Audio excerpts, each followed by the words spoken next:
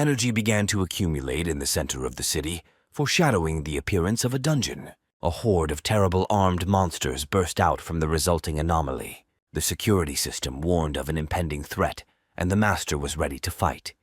If successful, he could receive a reward from the true universe. Armed, he prepared for battle. The assistant reported that there were too many enemies. The master replied that they could only rely on luck. The guy activated the skill Liu Shan's blessing. Right now, luck was exactly what he needed. Gripping his weapon tightly, he prepared for battle. The power of blessing was already flowing through his veins. He informed the enemies that Zhang Fei had arrived. The enemies prepared to meet him. Then the next skill was activated. Tiger Roar. All targets that came under its influence were hit. Some of the monsters nevertheless managed to break through closer. The master cut them down with fury, sparing no one. With every movement, he demonstrated that none of the enemies would leave the battlefield alive. The weapon in his hands had destructive power. The blow shook the earth. Zhang Fei had exceptional characteristics: mana, strength, as well as high endurance, agility, and perception. He was skilled in close combat spear and sword. The monsters didn't have the slightest chance. The master destroyed them one by one, until finally he was left standing alone among his fallen enemies. He was a hero of the past with knowledge of the future and legendary skills. It was a game where luck decided who would win. Sitting to the side, the boy watched as the other guys played enthusiastically. From an early age, he had little interest in children's games. The boy was more interested in books and comics, worlds where heroes overcame difficulties and saved humanity. He always worried about his idols and dreamed of becoming one of them one day. His fate was such that he became interested in one game. She completely absorbed his attention and time. He had talent and quickly became a professional, showing excellent results. But he never got first place. That was fate. The guy was no hero, until everything changed. The world became different. Reality began to resemble a game. Portals began to open all over the city, leading to dungeons from which monsters burst forth. They were opposed by warriors who wielded swords and magic. They were called the Wielders of Mana. They became the heroes of a new era, the ones Jin Zhongdo always dreamed of being. The boy promised himself that one day he would also become one of them. Years passed. The dream never came true. When he got the results of the ability test, there was nothing useful for combat in them, only communication, play, and patience. Jin Zhongdo was disappointed. He tried, he gave it his all, but it was all in vain. He realized that it was time to stop chasing the unattainable and accept reality as it is. Returning home, the guy dreamed of only one thing: to get some sleep.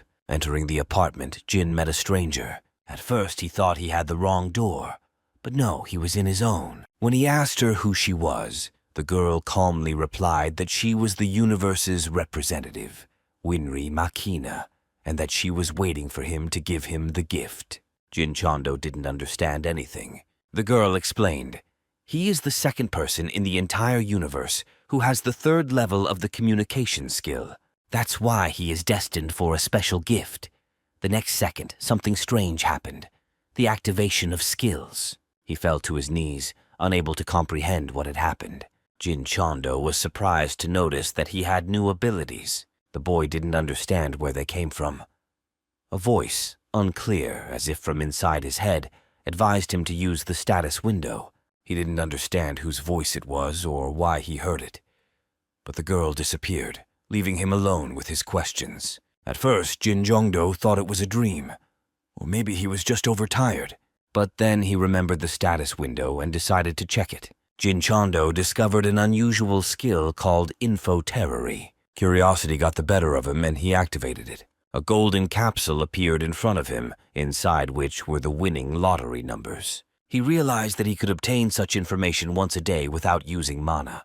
The day before the big event, the guild leader Choi Choi-lyun gathered the staff to announce that their guild was competing with others for access to a dungeon containing high-quality mana crystals. He noted Jin Chondo's contribution in securing the contract for the newly discovered dungeon.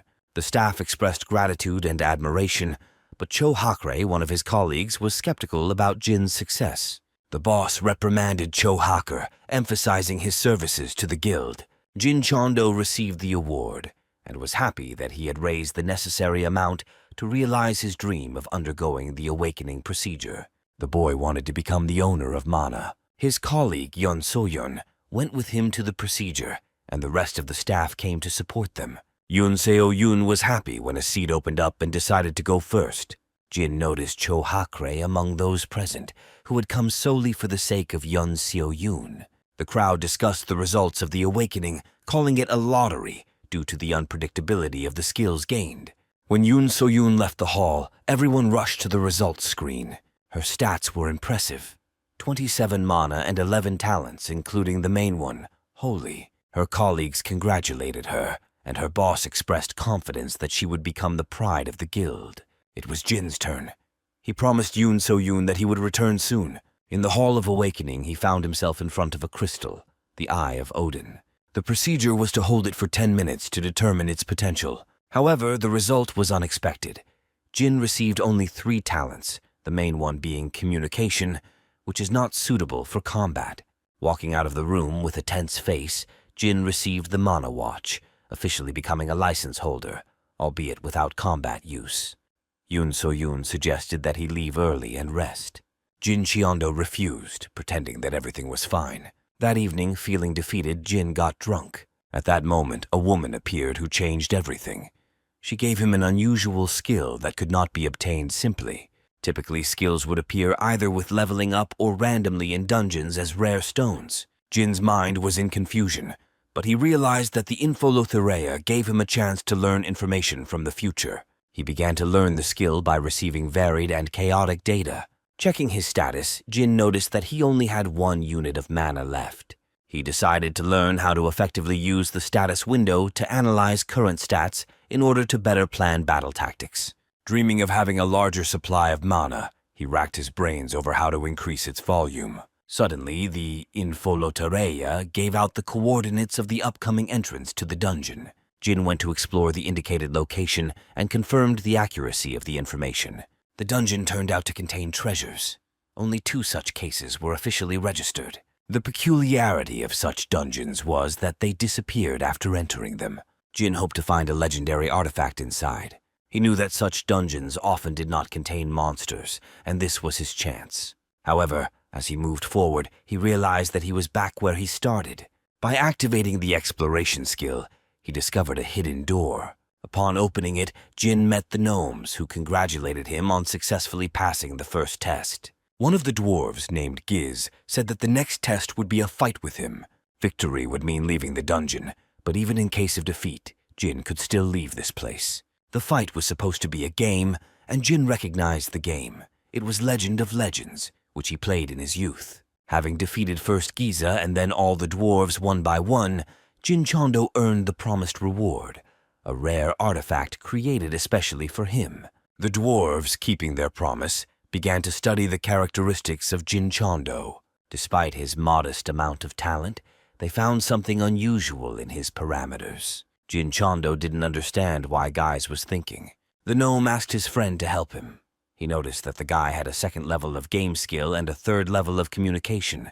They told Jin Cheondo that if his skills and talents were passed down in his family, he would also be able to reach the 2nd level. However, the 3rd level has a completely different potential. This ability allows the creation of the essence itself, and it is an honor for dwarves to meet someone who has the 3rd level. The dwarves originally planned to create something to balance its characteristics, but having discovered the 3rd level of the skill, they decided to make equipment that would be best suited. Giza was a little tired of this task, but he enjoyed the challenge of creating an unusual weapon for man. They went to the workshop, warning Jean that he was not allowed to enter. The boy could only guess what the gnomes were going to do behind the door. When they finished, they brought him an object, a bracelet. Jin Chondo didn't understand how this thing could be useful to him. The gnomes warned him that if he didn't like the bracelet, he could return it. The guy decided not to ask how to use it, but to find out for himself. One of the dwarves handed him a bag full of mana crystals. Jin Cheondo was very grateful. The dwarf asked him to sit in front of him and said that he had not been so happy in thousands of years. He asked the guy to come again if possible and hit him. This blow transported Jin to his dimension. The guy was angry, but looking back, he saw that he was standing on the mountain again. It seemed to him that what was happening was a dream, but the bracelet remained on his hand. The gnome's hard work even earned his respect. He activated the research skill and looked at the bracelet's characteristics. The artifact had the ability to change shape into any weapon he could imagine. However, Jin had no combat skills. Remembering the info lottery, he decided to take advantage of 6 attempts, but all of them were unsuccessful. A new day dawned and Jin Xiando went to work. The guild leader explained that So-yun had worked yesterday, and he gave her the day off. Jin Xiando didn't notice anyone from the combat squad. They also had a day off, since there were 6 days left before the expedition. The boy got the idea that the boss did this on purpose to keep him away from Cho Hakre. He understood that behind Choi Cho-lung's stern appearance, he was hiding a reasonable and balanced character. The boss asked if he would take part in the expedition, noting that even with poor talents, he needed to gain the first skill. The guy agreed, because this is why he joined the guild. Choi Choi-lyun noticed the bracelet on his wrist and gave it a careful look. Jin Chando, without thinking much, noted that it was just a gift. He understood that taking part in the mission would be an excellent opportunity to test the master of all weapons. The team, including Jin, prepared for a mission in a D-rank dungeon while waiting for Cho Hakre, who was late. Jin reported that the dungeon was of a destructive type, designed for a maximum of 10 people. The boss gave instructions. Collect as many mana crystals as possible and help Jin and Seo-yun level up. Cho Hakre mocked Jin's abilities, but he decided to prove his strength in action. A squad of 6 people began the expedition with the goal of returning alive. A monster appeared on the threshold, but Cho Hakre instantly neutralized it, generously giving So-yun the right to finish off the enemy. He ordered Jin to start collecting mana crystals. The girl didn't like it, but Jin Chando didn't mind. Then Cho Hakre continued to destroy monsters, preventing newcomers from gaining experience. In the boss room, he killed the monster with 1 blow, preventing others from participating in the fight. He then attacked his comrades, killing several. Only Jin and So-yun remained alive. Cho Hakre revealed his corpse splitter skill, which allows him to absorb the power of the dead, and stated that he wanted to absorb Seo-yun's abilities. Jin activated the bracelet, blocking Cho Hakre's attack. So-yun, having leveled up, used the ability Impenetrable Shield to defend herself. Jin asked her to hold out while he killed the boss, hoping that it would allow them to escape.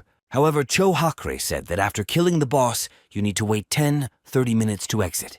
Jin revealed his new skill, Link Lottery, which allows him to temporarily borrow the abilities of others, and used it to gain an advantage in battle.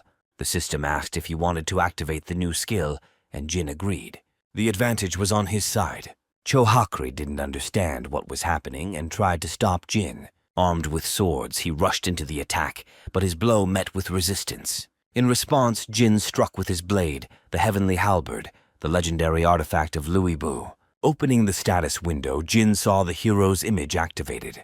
Despite the inexperience, the body acted instinctively. Cho Hakre laughed, insisting that Jin was incapable of pushing his limits, but Jin proved otherwise. Enraged, Cho Hakre charged again, but Jin remained motionless. At the last moment, the halberd burst into flames, and the blow ended the battle. Cho Hakre fell. Jin stood next to the defeated enemy, realizing that his skills had reached the level of SS. There were only 9 people like him in the entire world. He ran up to Seo-yun, who needed urgent help. Suddenly, a voice was heard. Someone said that she had spent too much internal energy. The mysterious man introduced himself as Feng Xian and advised Jin to transmit energy through the life gate point. So-yun's condition improved, but she needed rest. Jin thanked the general, who admitted that his time was coming to an end. He could only be here because of the weapon, and he hoped that Jin would call on him again. Before disappearing, Feng Xian promised that their next meeting would be much sooner than expected. Left alone, Jin felt bitterness. He could not save the team. Opening the status window, he received a message that he had successfully downloaded the image of the strongest character. This was rewarded with new skills and enhanced characteristics. The guild leader was already waiting for him at the dungeon. The data on the cleanup had just arrived. Only Jin Jongdo emerged from the portal, holding Yun So-yun in his arms. There were no others. This was puzzling. The wounded were given immediate assistance. Choi Choi-lung asked if Jin was okay. He replied that he had something to tell. After opening the recording, Jin Chando handed the camera over to his superiors to review the evidence. In the video, Cho Hakre dealt with his comrades in cold blood. Choi Choi Lung was shocked. The guild leader could hardly contain his anger, considering what had happened to be his fault. Blinded by Cho Hakre's high class, he decided to send him to this dungeon without understanding the true nature of his subordinate. Jin tried to calm him down, reminding him that no one could know Cho Hakre's true nature. He used a skill that allowed him to become stronger after killing, hiding his tracks in the dungeons. But the chief's guilt did not leave him. He wanted to know what happened next. Jin couldn't admit to having a special item. He came up with an explanation. The lizard warrior, previously defeated, mutated and gained the skill of one of the survivors. The boss was surprised. There had never been such cases before. He suspected that Cho Hakre had been defeated thanks to a stealth skill belonging to one of their comrades. Jin confirmed that the boss had attacked from behind while he was threatening him and Seo Yun. The monster had not survived. Its wounds were too severe. The boss noticed that this was karma and decided to postpone further discussion. He sent Jin home to rest. As he was leaving, he visited So-Yun. Having made sure that she was okay, he returned to his room and tiredly collapsed on the sofa. He couldn't rest. Thoughts were spinning in his head. He opened the program again and began to sort through the infolore. He was especially interested in the item Guaranteed Lottery. After clicking, he saw images of everyone who had mana and with whom he had encountered before. Among them was Lubu Fengxian, which cost 99 mana to activate. It was too expensive for someone who only had 10. Jin Chiondo was shocked when 3 cards appeared in front of him. 2 of them belonged to Giza and Michael, and they were incredibly expensive. The guy understood that an ordinary person would never have enough mana to summon them. It was also surprising that there were only 2 gnomes on the list. Then it dawned on him. In order for their names to appear in the database, he would need to meet them in person and get to know them all by name. The true power of the ability was not just the summoning, but the ability to load the necessary skills depending on the situation. To utilize this power to its maximum, one had to start with low-level but well-known mana users. The last card presented belonged to Winra Makina, the girl who had come to him before. She was expensive. This was a reminder. The primary goal is to increase the mana limit. Realizing that resources were insufficient today, Jin decided to postpone using the linking lottery until tomorrow. Later he tried to activate the info archive again, but luck again passed him by. At night, going out to the open area in front of the house, the guy felt that this place was ideal for the next attempt. When his mana was restored, he activated the link lottery. The effect of the skill was amazing. However, the sensations were completely different from those when calling Luibu. The image of Liu Shan the Happy appeared in the status window. Jin Chongdo couldn't believe his eyes. Liu Shan, a historical figure associated with the fall of the Han Dynasty, was considered the epitome of irresponsibility. At that moment, a voice rang out. The stranger, who turned out to be that same Liu Shan, was indignant that they thought of him in such a way. He declared that he was the one who stood at the head of the entire human race. Then, with a grin, he asked why Jin had such a face as if he had eaten something wrong. Jin Chongdo didn't understand how Liu Shan's skills could be useful. He noticed his disappointment and suggested that he take a closer look at his talents. Opening the status window, Jin found that Liu Shan's talent was Lucky Fortune, level 2. Liu Shan asked him for his opinion on the ability. There was no answer. Jin Chongdo did not believe that luck could be useful in the dungeons. However, Liu Shan advised not to rush to conclusions. Gradually, Jin realized that he could apply Lucky Fortune to the info library. He immediately took advantage of the first attempt of the day. The system issued a golden capsule with information about the appearance of a new dungeon. The reward for clearing it was announced to be a skill stone, which made Jin delighted. He was ready to kiss his companion. Although the exact skill remained unknown, the stone itself was worth a lot of money. He asked Liu Shan why he was so kind to him. The answer was simple: gratitude for the call. Luibu had said the same words earlier. It seemed to Jin that both of them should be in heaven or hell. However, Liu Shan explained that he was not a real person, but only a copy created from data. The meaning of what he said was unclear at first. Remembering the message from the status window, Jin realized that not only abilities were being loaded, but also information about the person, forming a new personality. All this was possible thanks to his third level of communication talent. The more he learned about this skill, the more amazing it seemed to him. Liu Shan confirmed, Jin Chongdo is its creator, and he added that it is worth perceiving this as a gift from a representative of the universe, a sign of favor. Everyone that Jin calls will help him with all their might. He thanked Liu Shan. He said that his time was up and disappeared. At work, the boss announced the dissolution of the Justice Guild.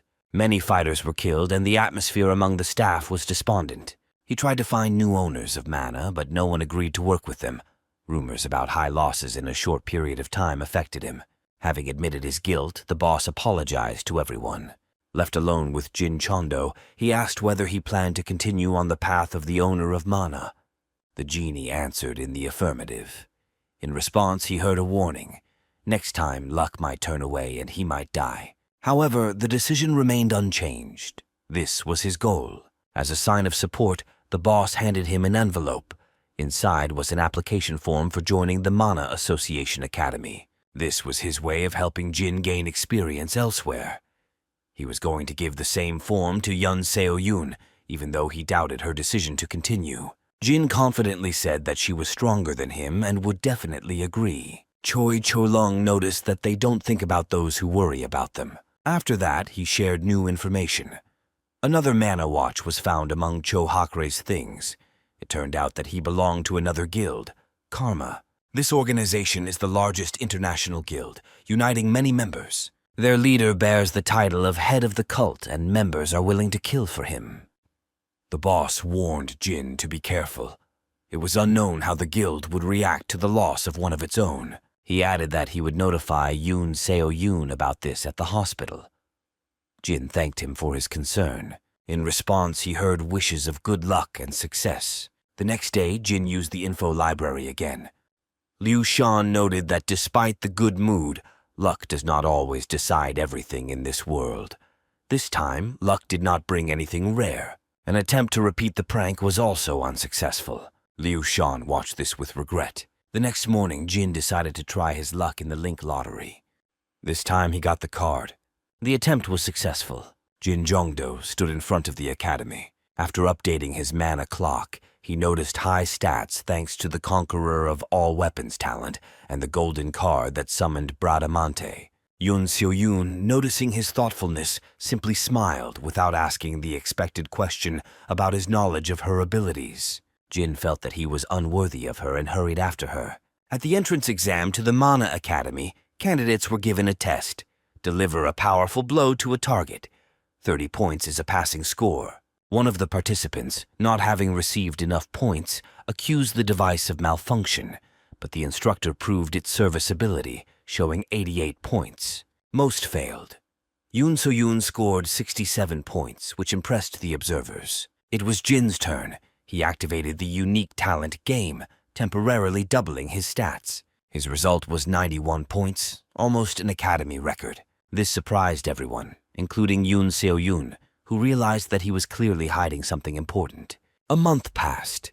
Choi Chol-yoon began to be visited by numerous men, heads of various guilds. Their goal was to find out the whereabouts of Yun Seo-yoon, who was nicknamed the Saint. The academy's schedule was as follows. The first week was devoted to monster theory, the second to weapons training, and the third to preparing for random and unforeseen situations. The program concluded with field training. On the last day of training, students were faced with a final test, which was supposed to determine their readiness for real work. Yun Seo-yoon was worried about the upcoming test. A stranger approached her on the street and invited her to join his guild.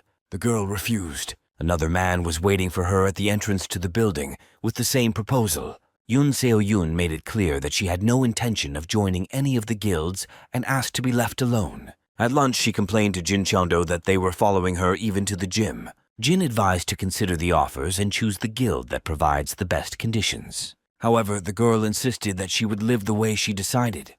Yun Seo-yoon wanted to invite Jin somewhere after graduation, but at that moment, Kang Hai-shik sat down next to them. He suggested that Jin practice together before tomorrow's exam. He refused. Jin understood that the training process took place in a virtual space where the rules of the game were in effect. And in the game, His characteristics were enhanced thanks to his talents. Yoon So-yoon, on the other hand, decided to join the training. She began to strike at Kang Hae-shik, who deftly blocked them. The fight looked spectacular. At this time, an instructor was walking down the corridor. Having seen the training, he realized that the guys were seriously preparing for the upcoming test.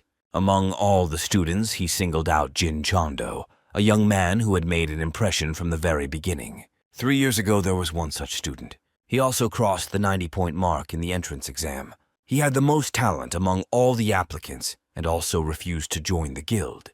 The difference between Jin's score and that guy's was only 5 points. The final test for the students was to pass the Class E dungeon. Successful completion of the test meant becoming a real hunter, with the official right to enter the dungeons. For safety, the group was accompanied by a Class B instructor, as required by the insurance procedure. Yoon So-yoon felt uneasy. The fears left over from their last foray still lingered in her mind. Jin Chondo was worried about her. He wished the girl good luck. Ken assured Jin that she would be okay. After some time, confirmation came. The boss was defeated, and the group safely exited the dungeon. Yoon Seo-yoon completed the task. Soon it was Team B's turn.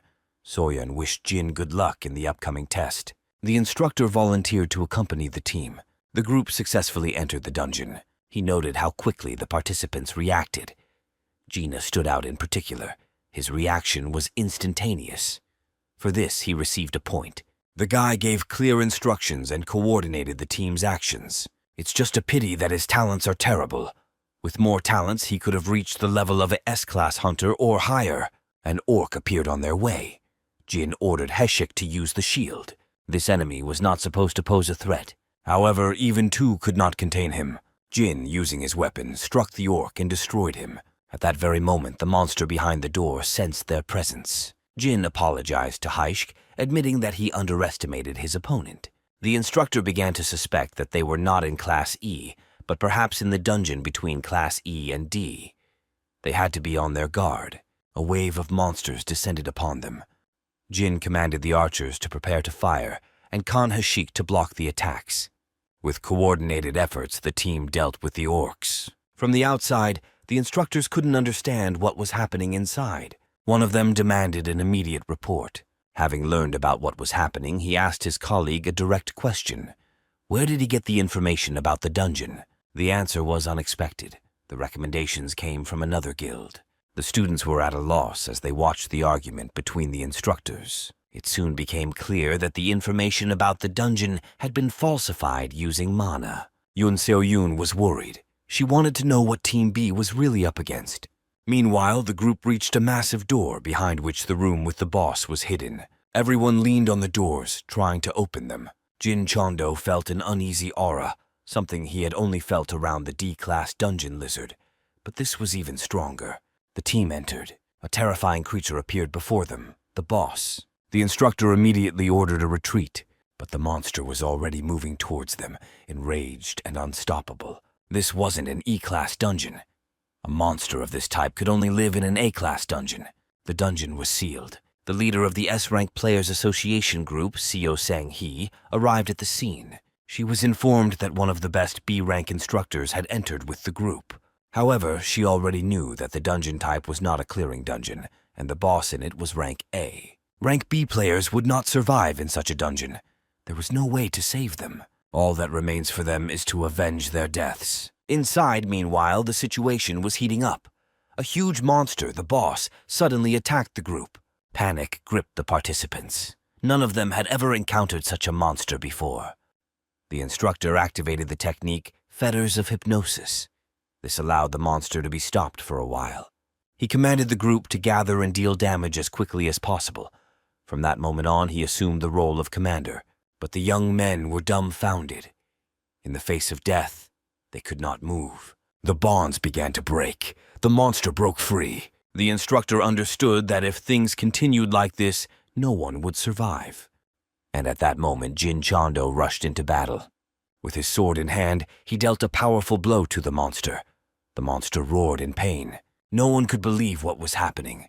An ordinary trainee managed to injure the boss of Class A. The weapon in his hands glowed with power. 10 minutes before, when the group was still paralyzed with fear, Jin was trying to find a way out. Liu Shan came to him. He confidently declared that Jin would cope. However, Jin had his doubts. He did not consider himself a fighter. Liu Shan proposed to use fusion. The genie opened the system. From the connecting lottery, he got a diamond card. Liu Shan happily reported that this was real luck. Thanks to this card, Jin was able to deliver his powerful blow. Suntae was shocked. He didn't understand how the intern could do such a thing. But Jin just shrugged and said he was just lucky. The temporary personality that the card opened up was Siegfried. Despite the injury, the boss remained in action. Jin did a scan. The orc was at the peak of S rank. The monster went on the attack again. However, Jin dodged, moved to the side, and using the power of the sword, delivered another blow. Jin Chando successfully blocked the monster's powerful attack and then delivered a precise counterattack. His stats were greatly enhanced, and at this moment he possessed the strength of an SS rank hero. The awakened personality associated with the card also granted him unique abilities, including awakening dragon blood. The monster rushed to attack again. Jin dodged, parried the blows that rained down from all sides, and held back the enemy's onslaught with the help of his sword. He continued to counterattack, confidently in control of the situation. The instructor had difficulty comprehending what was happening. The strength that the ordinary student was demonstrating was beyond the norm. Realizing that a protracted fight was dangerous, Jin decided to end the fight. Heading straight for the monster's heart, he delivered a crushing blow, piercing the enemy through and through.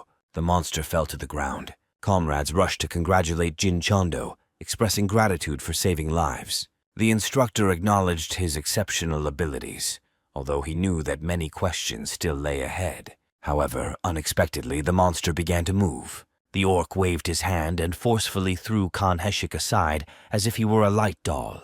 The creature rose from the ground, transformed. It became faster and stronger. Jin's attempt to strike again ended in failure. The monster easily repelled the attack. The instructor began to suspect that this was not an ordinary orc in front of them, but something else, perhaps with an activated skill on the verge of death. The creature used magical power and paralyzed the entire group. His appearance now matched that of an orc executioner. He furiously rained blows on Jin, and he dodged them with difficulty, saving his last strength. The awakened personality continued to transmit information. The effect of dragon blood worked. This skill allowed one to temporarily increase one's stats when one's life was critically low. Jin couldn't understand how such a dangerous skill ended up in the enemy's hands. However, Siegfried's help was coming to an end. The sword in the guy's hand suddenly became as heavy as lead. Jin couldn't lift it anymore. The monster felt his weakening. The friends remained immobilized and Jin's mana ran out. The connection with Siegfried's personality was broken. He was left alone without support and strength, not knowing how to continue the battle. The monster prepared for the final attack, intending to capture Jin Chando. He wasn't going to give up. He couldn't afford to die, not now, when he had finally become the hero he had dreamed of being since he was a child. He made a promise to Yoon Seo-yoon to return alive. Squeezing the hilt of the sword, Jin gathered all his strength and prepared for the decisive blow. With a new thrust, he delivered a crushing blow. At that moment, he managed to perfectly reproduce the shape of the ancient weapon, an artifact known as the king of all weapons. All the power stored in this mythical blade was released. His talents as a player, enhanced by the awakening of dragon blood, increased 1,000-fold.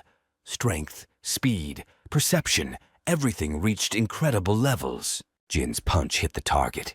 The orc was defeated. The system immediately recorded the victory, rewarding him with an improvement in his stats. Jin glanced at his bracelet. It was the one that not only restored his health, but also activated his skills at a critical moment. For his brilliant victory, he received a prize of extremely high quality, an improvement in characteristics, and a new level of the dragon blood awakening skill. The new skill seemed almost like a second life to him. It was so powerful. His comrades looked at him with surprise. Kang Ha-shik came closer and asked with concern in his voice if Jin was going to kill them all now.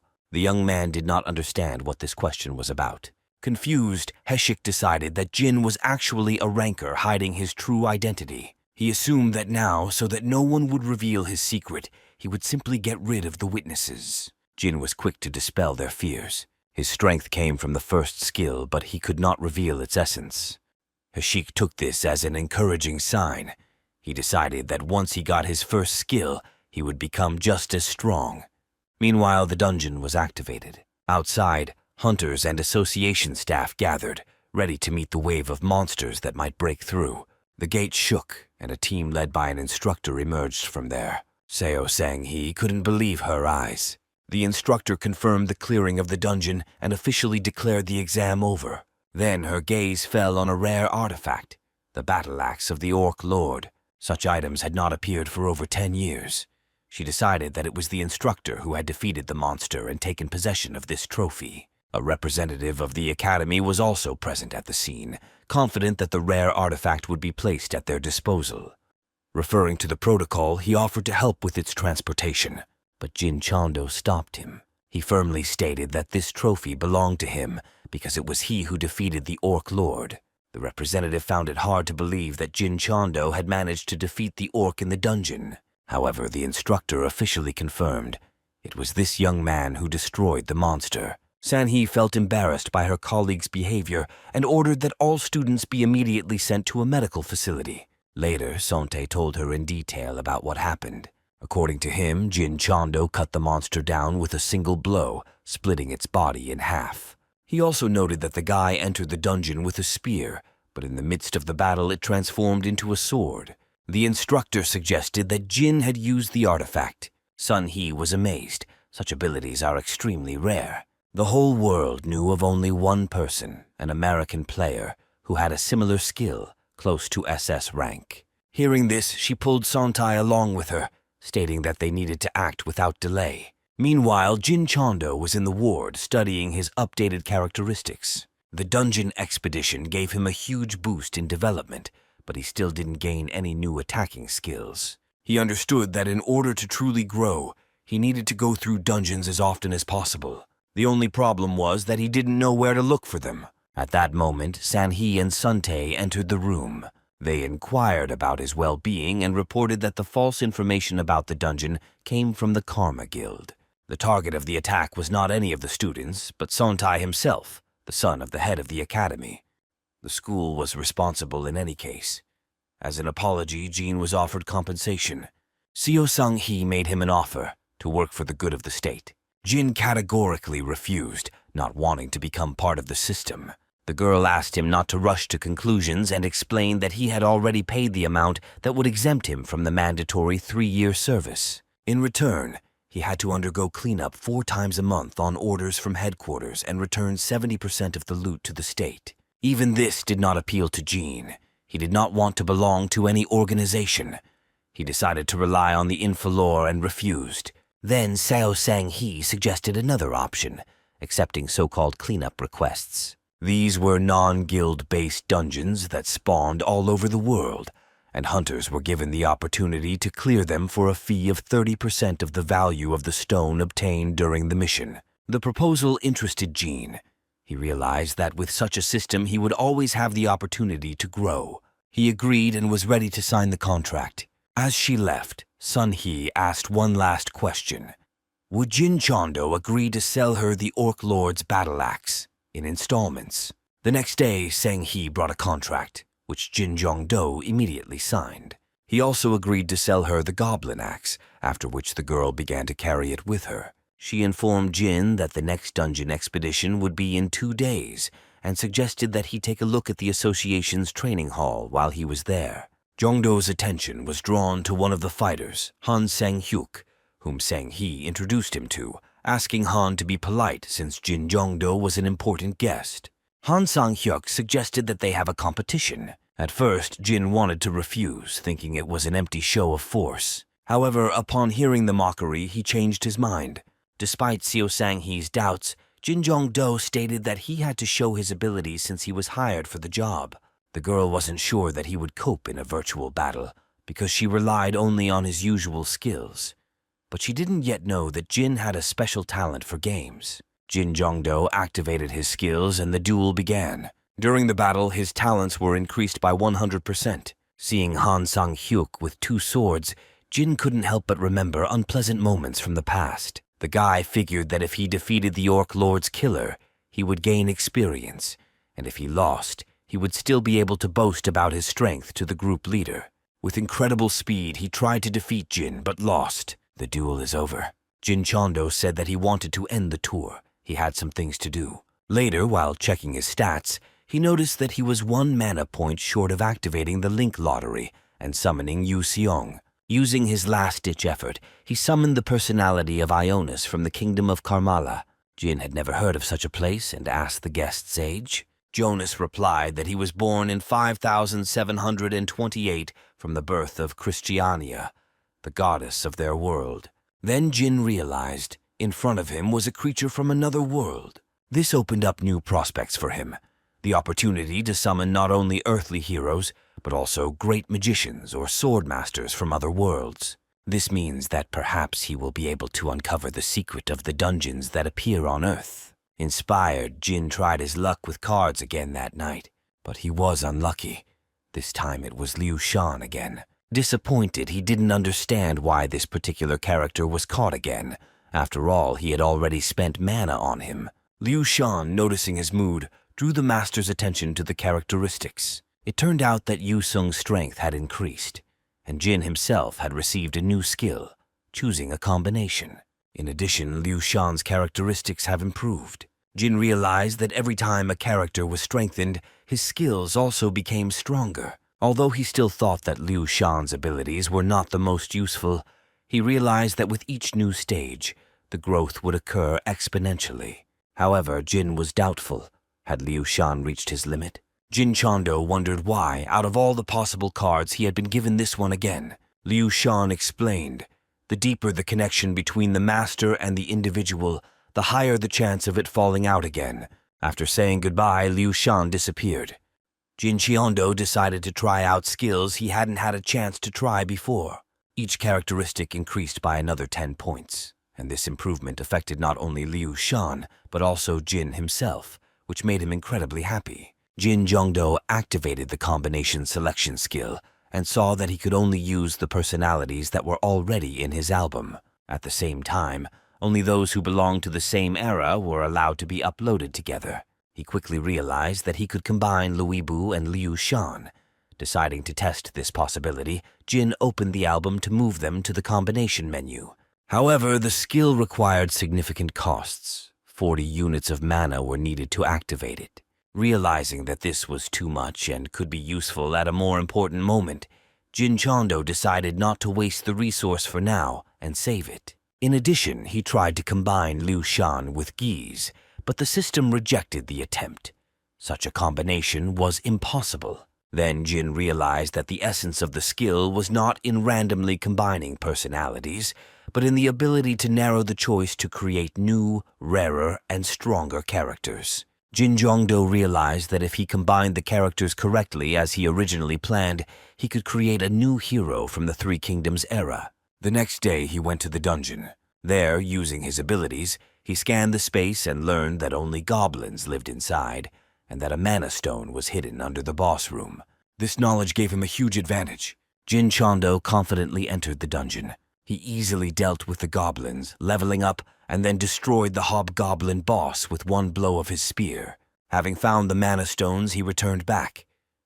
The man who was waiting for him was amazed that he had managed to do it in less than 2 hours. When Jin Jongdo asked about other dungeons, he was advised to look for a team through ManaNet, a platform for hunters. After trying to find a place on the team, he was rejected, which irritated him. Then he decided to take the Mind Stones to the association. There he learned that the loot contained a rare stone, another stroke of luck thanks to his exploration skill, which he intended to keep for himself. After training, he saw a news report about monsters breaking out of a dungeon outside the city. Although there were no civilian casualties, one hunter died. Jin Chondo thought he had been nearby recently, but he hadn't felt anything suspicious. He suspected a connection between the breakthrough and his recent rejection of the recruitment, but quickly dismissed the thought. Returning home, he decided to try his luck in the Infilor again, and unexpectedly he received a rare capsule with important information. In 4 days, an artificial rift in the underground will occur in the Kanama area, a phenomenon caused intentionally. Jin Jongdo realized that he couldn't handle this alone and couldn't speak openly about the problem, or he would put himself in danger. He decided to hint about this to San-hee. At this point, the system gave him new information again. He was tasked with preventing the damage that would be caused by the dungeon's rift. If successful, a reward from the true universe awaited him. It reminded Jin Chondo of the day he first met Winry and received his powers. He didn't understand it then, but now he realized Winry gave him power because the universe could interact with him. The guy was a connecting link for her, and now he knew their destinies were intertwined. The next day, the dungeon could not withstand it. Monsters began to break out. The Hunters Association was alarmed. 2 dungeon ruptures had occurred in 2 days without prior warning. Not a single hunter nearby sensed their approach, which baffled the leadership. Sang-hee showed a video of men being killed near the explosions. In her opinion, someone has learned to create artificial faults. After the meeting, San-hee felt powerless. In order not to remain idle, she decided to entrust the investigation to Jin Chondo. Meanwhile, Jin was having his graduation ceremony. He could not miss such an important moment despite the lack of time. Instructor Suntae congratulated the boy and expressed confidence in his future. Yoon Seo-yoon gave Jin a talisman, wanting to protect him from bad luck. When she asked about his plans, there was hope in her eyes for working together in the future. Kang Hai-shik suddenly intervened in their conversation and invited Jin Chondo to go with him to the dungeon. Jin Cheondo regretfully informed his friends that he was busy at the moment and could not spend time with them. He knew they could help him, but he couldn't risk their lives. The guy decided to stop the impending breakup on his own. For 2 days in a row, he explored the entire city. While checking places where there were no civilians, he discovered 3 dungeons. The best way to prevent ruptures was to clear the dungeons, but Jin Jongdo didn't have access to them. He understood that if he did not act quickly, the monsters would break out, and the consequences would be catastrophic. At that moment, a call came from San-hee, who asked him for help with the dungeons. Jin Jongdo asked to be sent to Gangnam. Sun-hee replied that there was a D-ranked dungeon there, which made the guy very happy. Jin Chondo agreed to go on the mission the next morning. Sang-hee decided that she should also stop by Gangnam after work. The next morning, Jin Chondo successfully cleared one of the dungeons. His skills improved significantly, but it didn't help prevent the breakup. He realized that the threat did not come from here. Most likely the problem was either in the A-ranked dungeon or the C-ranked dungeon. Jin Jongdo was inclined to think that the rupture would occur in the A-ranked dungeon located on the bridge. He went there immediately. There were only 10 minutes left before the break. The place was quiet, and for a moment it seemed to him that he had made a mistake. However, soon a car drove up to the bridge and men got out. Jin Jongdo decided that the government had probably taken control of the situation. Watching them, he realized that everything was not so simple. The men activated the dungeon and disappeared using the teleporter. The guy remembered one of them, but now he had a more urgent task, to stop the breakup. He called for Liu Shan's help and used a special combination he had prepared in advance with his personality and Lu Bu's personality. He instructed Liu Shan to remember the strongest warrior he knew. An amulet lit up in Jin's pocket, a blessing from a saint that gave a significant boost to luck. Thanks to this, the number of available cards was reduced to several hundred, dramatically increasing the chance of success. Meanwhile, the monsters began to break out. Jin Chondo prepared for battle, holding a spear in his hands. He activated a summon that reduced the attack power of enemies. The incarnation of General Zhang Fei appeared before them. He, seeing hundreds of opponents, felt neither fear nor doubt. The Cobalt warriors rushed to attack. Jin Jongdo activated the talent Invincible, which significantly reduced the damage taken when fighting alone against multiple enemies. He attacked enemies with incredible speed and accuracy. Their numerical superiority did not help.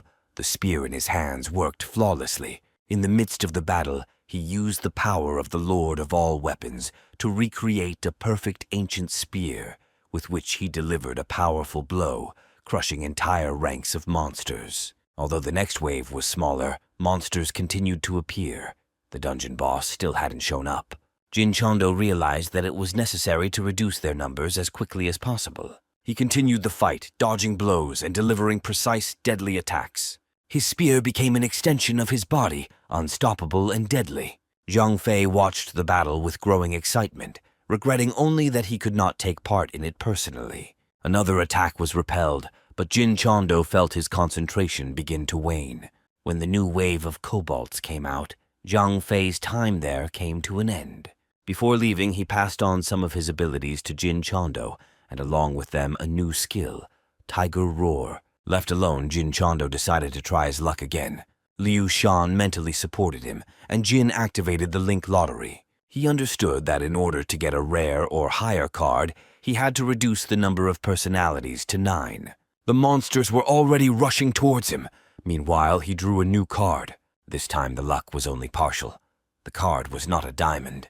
He received the King Clarence sword, which grants access to Clarence's unique skill. The connection with the sword was now personified by Mordred, the renegade knight who had once betrayed his father. Hordes of monsters continued to pour out of the dungeon. Together with them, the leader of the kobolds emerged from the abyss. Jin Chondo immediately noticed that the leader's level matched Mordred's. He clearly realized that the upcoming battle would be especially difficult. At the boss's command, the monsters rushed into battle. Jin Chondo, tightly gripping the king's sword, prepared to repel the attack. Activating Clarence's skill, he instantly destroyed all the opponents with one powerful blow. For a moment, Jin Chondo couldn't comprehend what had happened. The bodies of the defeated monsters lay around him. He realized that he had killed them all instantly. Mordred noted the sword's boundless power, but using its skill required time to recover. There was one surviving enemy left behind, the Kobold boss. Enraged by the loss of his subordinates, he rushed to attack. Their blades crossed, and Jin Chondo realized that their strength was roughly equal. The battle promised to be difficult. Jin had almost no time, and mana left, but he was determined to fight to the end. He struck one blow after another, knowing that failure would mean death. Attacking furiously, the boy realized that the slightest mistake would cost him his life. Mordred advised taking a break, but Jin Chondo was sure that the chance to finish off the enemy should be used immediately. Gathering all his strength, he rushed into the attack, but the boss managed to deal him a heavy blow. Jin Chondo was wounded and fell to the ground, while his opponent raised his weapon in triumph. However, at that moment, a new skill awakened in Jin, Dragon Blood. His wounds were instantly healed, and his resistance to enemy attacks increased significantly. He had previously been afraid to use this skill, believing that it could cost him his life, but now he saw that everything had turned out in his favor. Having regained his strength, he rushed into battle again, attacking the monster with redoubled fury, and eventually cut it in half. Meanwhile, San-Hee, feeling a powerful surge of energy, hurried to the bridge. Arriving at the scene, she saw the bodies of many slain enemies and Chondo standing among them. He reported that the gap had been repaired and emphasized that he had personally destroyed all 311 monsters, leaving none for her. Sun-Hee could hardly believe that someone could handle such a horde on their own. After these words, Jin Chondo lost consciousness and fell down. Later, in the hospital, Jin discovered that he had reached B rank and gained a new skill.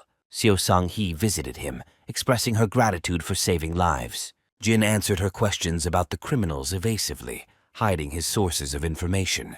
He also expressed suspicions about the Karma Guild's involvement in the breaks, to which Sang-Hee confirmed that they were the main suspects. For destroying the monsters, Jin received many trophies, which Sun-Hee offered to sell through an auction. Left alone, Jin encountered Winry Makina, who offered him a wish. Although his request for a mana increase was denied, he received a special ticket for the Link Lottery, allowing him to purchase additional tickets using stat points. A new purchase feature has appeared in his status window. Soon, Yoon Seo-yoon visited Jin in the hospital room. He invited her to join the team, and she happily agreed. Left alone, Jin Chondo opened the status window again.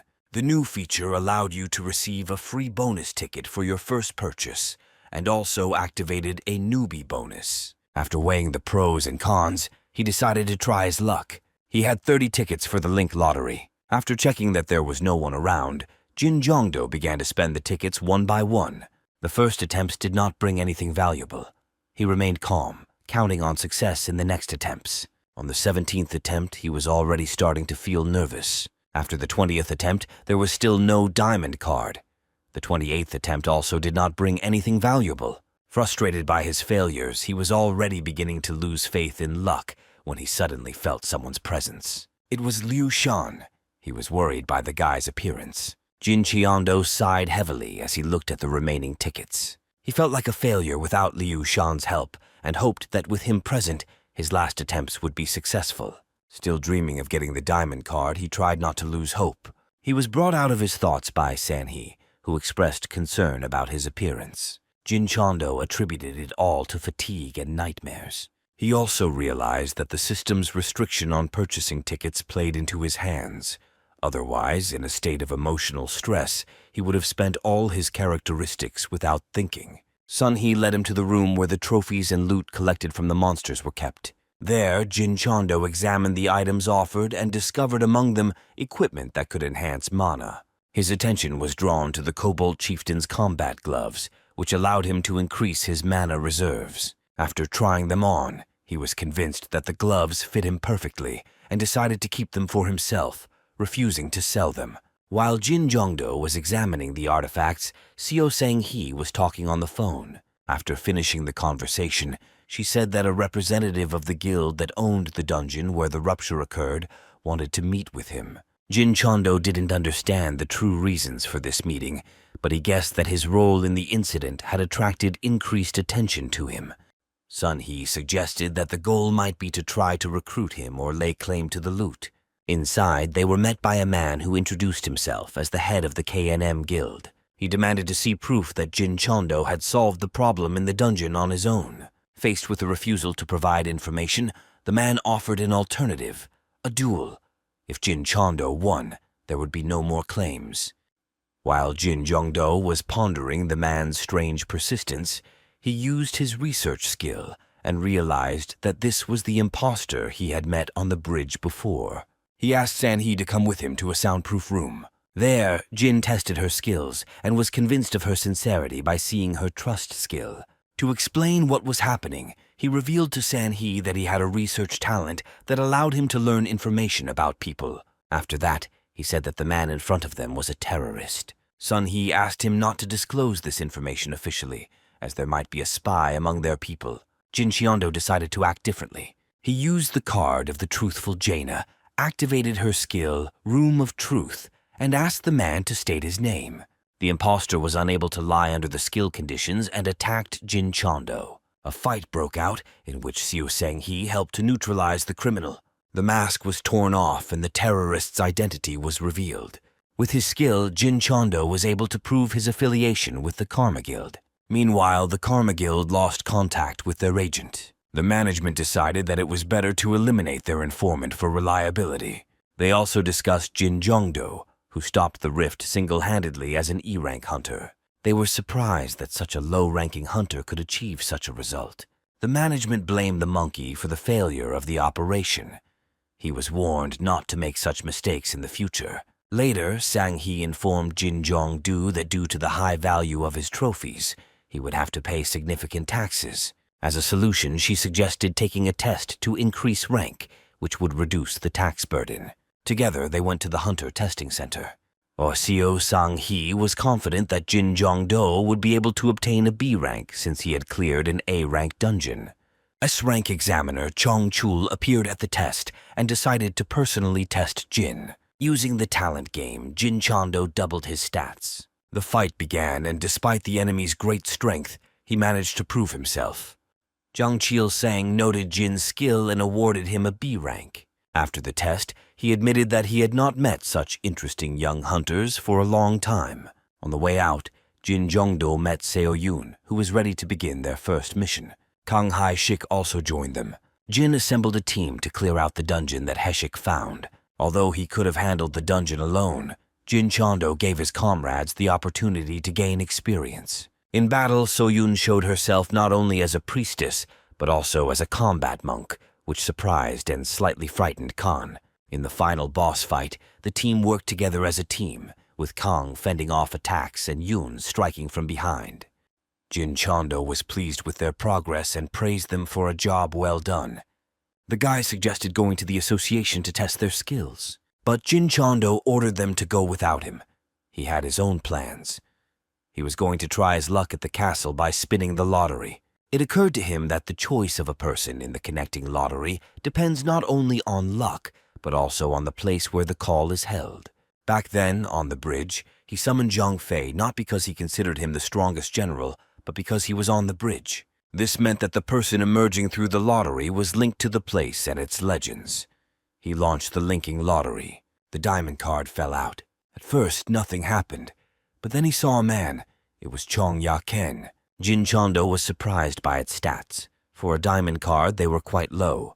The man said that they were near a palace that he had built himself and offered to find the treasures hidden there. Using the bricks hidden in the wall, Jin Chondo activated the hidden entrance to the dungeon. It was an unusual dungeon, not a combat dungeon but a treasure dungeon. Jong Ya-kyung warned that in order to receive the reward, Jin Jong-do must pass a test.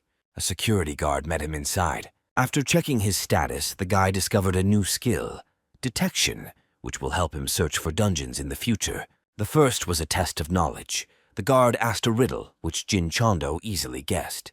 Next comes the test of strength. Jin Chondo prepared for battle. After scanning the enemy, he saw that their characteristics were approximately equal. The fight turned out to be more difficult than he expected. His usual skills did not work. Then he used the green dragon maneuver. The enemy dodged, considering him a fool for trying to attack with a spear at close range. But suddenly, the spear in Jin Chondo's hands turned into a sword. The enemy was stunned and received a blow that forced him to surrender. A hole appeared in the wall, opening the way to a secret room. Inside, Jin Jong-do found 3 strange objects and called on Jong Ya-ken for advice. The man asked him to take the Chronicles of Medicine. The system suggested learning a new skill. Jin Chondo agreed, and thanks to the skill of stability, a fusion occurred. He received a unique skill, full immunity. Now he was immune to all diseases and poisons. The next subject was exploration of the territory of the state. Having mastered it, Jin Chondo improved the ability detection, and by merging with the talent game, he received a new skill, dungeon map. Now all dungeons within range were marked on his minimap. The last item was a loading crane. With its help, the guy mastered the inventory skill. After leaving the secret dungeon, Jin Jong-do thanked Jong Ya-ken. Full of new strength and skills, the guy hurried to test them. The dungeon map seemed especially cool to him. Having figured out its mechanics, he realized that the color of each dot on the map showed whether the dungeon was occupied or not. To avoid wasting time, he set up the system to only receive notifications about new unoccupied dungeons. Now the entire dungeon world was in his hands. The team, along with Jin Chondo, cleared another dungeon. There he received a bloody sphere of poison and decided to keep it just in case. Everyone was pleased with the results. Kang Hai-shik asked if anyone had plans for the evening. After hearing negative answers from Jin and Seo-yoon, he suggested going to his house where there was a training room. Jin Jong-do knew that Kang Ha-shik was rich. He had bought them dungeons before, but the scale of his wealth was still surprising. Ha-shik explained that his brother makes a lot of money and he would like to meet So-yoon. As the team leader, Jin Cheon-do agreed. When they arrived, a huge building towered before them. Ha-shik clarified that he did not own the apartment, but the whole thing. This made the team curious about his brother's identity. They were met at the door by Kang Ha-chun, Ha-shik's older brother. Jin Chondo recognized him as one of the 8 SS rank hunters. During the conversation, it became clear that Kang Ha-chun was a big fan of Jin Jong-do in the past when he was a professional player. Moreover, So-yoon admitted that she was the one who created the fan club in honor of Jin. After a pleasant evening, So-yoon went home.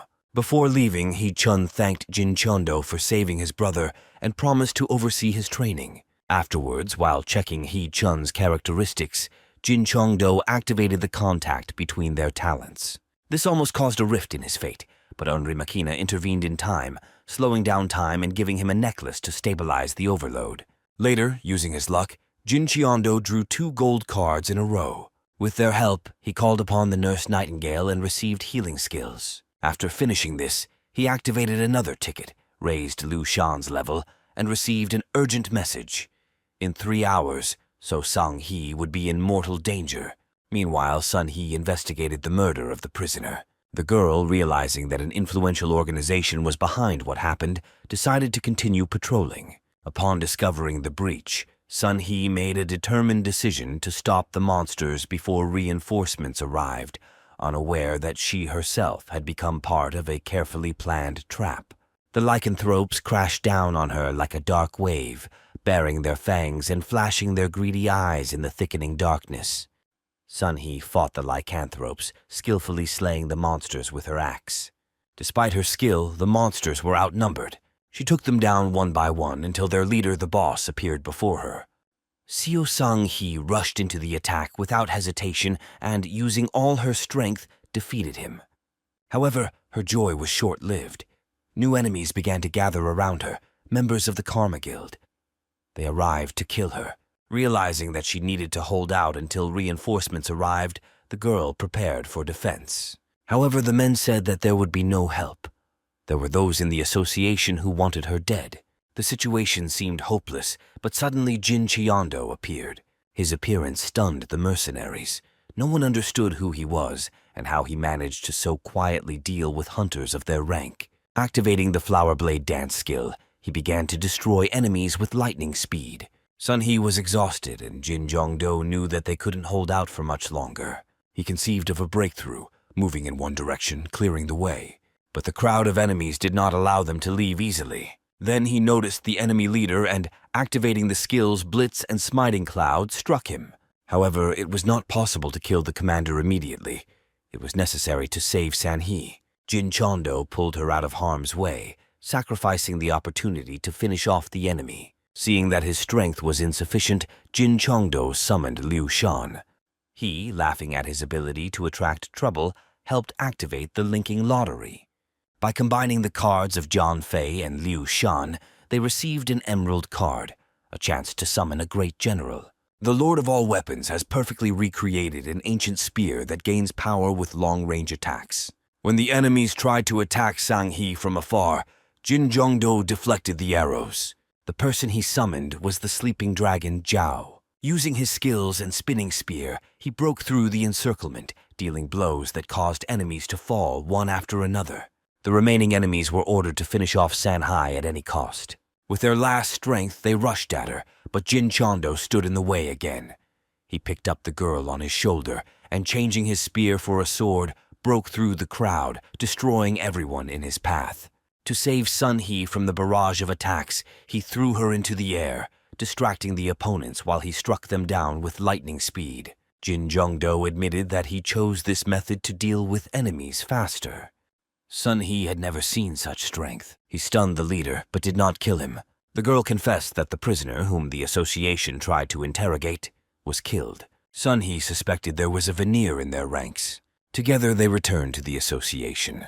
At an emergency meeting, Sun-hee explained that she was attacked by 200 Ubis and that she was saved by the hunter Jung-do. In order to find the spy, she asked everyone present to undergo a test. For this, Jin Chondo activated the oath skill. Everyone had to say out loud, "I am not a spy." One by one, people said the phrase until there was only one person left who could not pronounce it. Realizing that it was he who sent the assassins, Sun-hee saw him rush at her with a weapon. The traitor was stopped and San-hee was safe. Jin Chondo spent a lot of effort to activate Jaina's summoning. Before that, he had too little mana left and was unable to summon it. Sun-hee lent him a mana-boosting ring, without which he would not have been able to do it.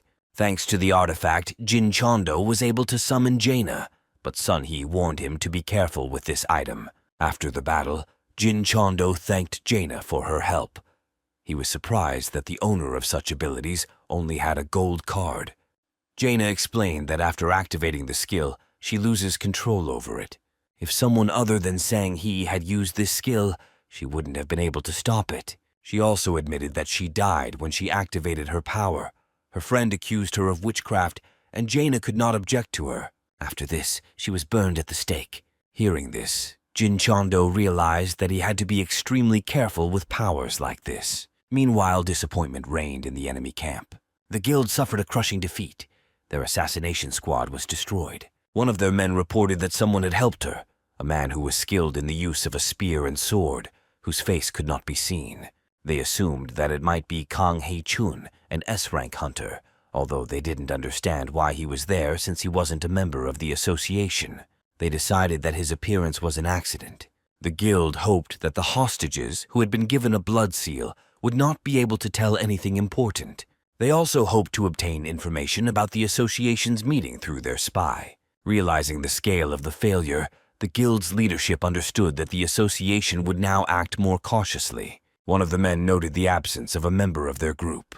The guild leader explained that the defeat had pushed him to new actions. This man was determined to take revenge on Jin Chondo and was preparing something terrible for him. At this time, Jin Jongdo met with the head of the association, who admitted that it was he, not Sang He, who activated the truth room. The man expressed his gratitude to him for saving San He and helping to expose the spy. As a token of his gratitude, he offered to let Jin Chondo keep the ring despite his attempt to return it.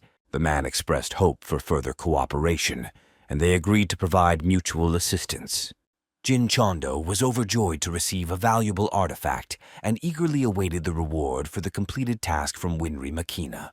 Winry Makina was waiting for him at home. Jin Chondo asked her why he received rewards for quests that he learned about from the info library. Winry Makina was unable to give a direct answer, citing that he did not yet have enough influence. She assured him that she would not harm him and recommended that he continue to develop in order to increase his influence over time. When it came to the reward, Jin Jongdo expressed his desire to receive something that did not require sacrificing stats. Winry Makina promised to take his wishes into account. As a reward, he was offered the skill Double Summon. This skill allowed Jin Chondo to summon two personalities at the same time, combining their characteristics and talents, choosing the highest of them. The guy realized that with the help of a new skill, he could hypothetically create a weapon with unique qualities. However, the girl warned him of the limitations. Using double summoning required a large amount of mana and reduced the skill's duration in order to maintain the energy balance. Despite the risks, Jin Chondo happily accepted the reward. Winry Makina passed on the skill to him, and as she said goodbye, assured him that the true universe would continue to watch over him. One weekend, Jin Jongdo spent time playing with Kong Hai Chun, noting that he was showing excellent results. Although He Chun claimed that Jin Chondo was simply giving in, Jin's attention was drawn to a strange structure in the house, which suddenly began to move, which greatly frightened him. He Chun explained that the structure was an interdimensional door installed at the insistence of his friend. The girl who came out of the interdimensional door turned out to be Ellie McDowell.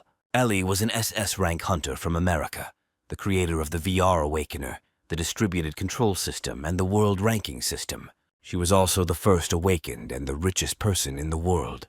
Ellie noticed Jin Chondo's bracelet and immediately recognized its origin, which surprised the guy.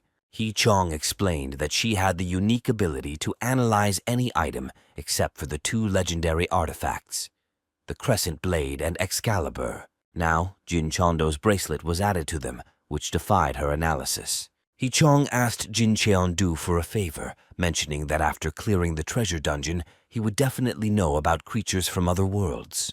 They gathered information by questioning the inhabitants of the dungeons and found out that one of the people made a deal, handing over the earth in exchange for the destruction of humanity. The main suspect in this was considered to be the head of the Karma Guild, although there was no evidence yet. Jin Cheon-do was shocked by the scale of the conspiracy. In their opinion, in the future, humanity would have to face much more dangerous opponents from other worlds. Some dungeon creatures were considered their possible allies. Ellie and He Chun decided to entrust Jin Cheon-du with this information because they were counting on his help. The artifacts from the treasure dungeons were weapons that surpassed anything they knew. Since Jin Chondo had an artifact of exceptional value, Ellie concluded that he had an outstanding talent, recognized even by beings from other worlds. Ellie was confident that Jin Chondo was capable of surpassing even SS rank hunters.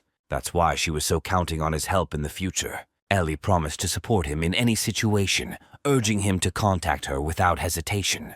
Kong Hai Chun confirmed her reliability. Jin Chondo acknowledged the honor of having an ally like Ellie McDowell. They shook hands, cementing their new partnership.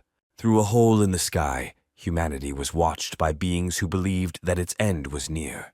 Winry Makina was the first to notice this threat. She realized that time was running out and that the impending disaster was inevitable. During another foray into the dungeon, Heshik's shield was damaged. Soyeon supported her comrades because there was only a little bit left to finish off the monster. In the midst of the battle, the monster managed to break through Jin's protective suit. This made the girl very angry. She struck the enemy with fury, putting all her strength into the blow. After her attack, Jin Chondo dealt the finishing blow to the monster, destroying it. The team cleared the dungeon in 3 hours. Everyone was happy about the successful completion of the task. However, Jin Jongdo was a little upset. It became clear to him that their equipment was outdated, and he suggested upgrading the equipment. They went to a shop for hunters where potions, weapons, and various armor were sold. Jin Jongdo had heard of the hunting mall, but what he saw exceeded his expectations. The store was bright and lively. Seo Yun said goodbye briefly, deciding to go shopping alone. Heshik suggested going to the gun shop. On the way, they overheard a conversation between several guys who were complaining that they hadn't won anything worthwhile. This conversation gave Jin the idea to visit the lottery shop.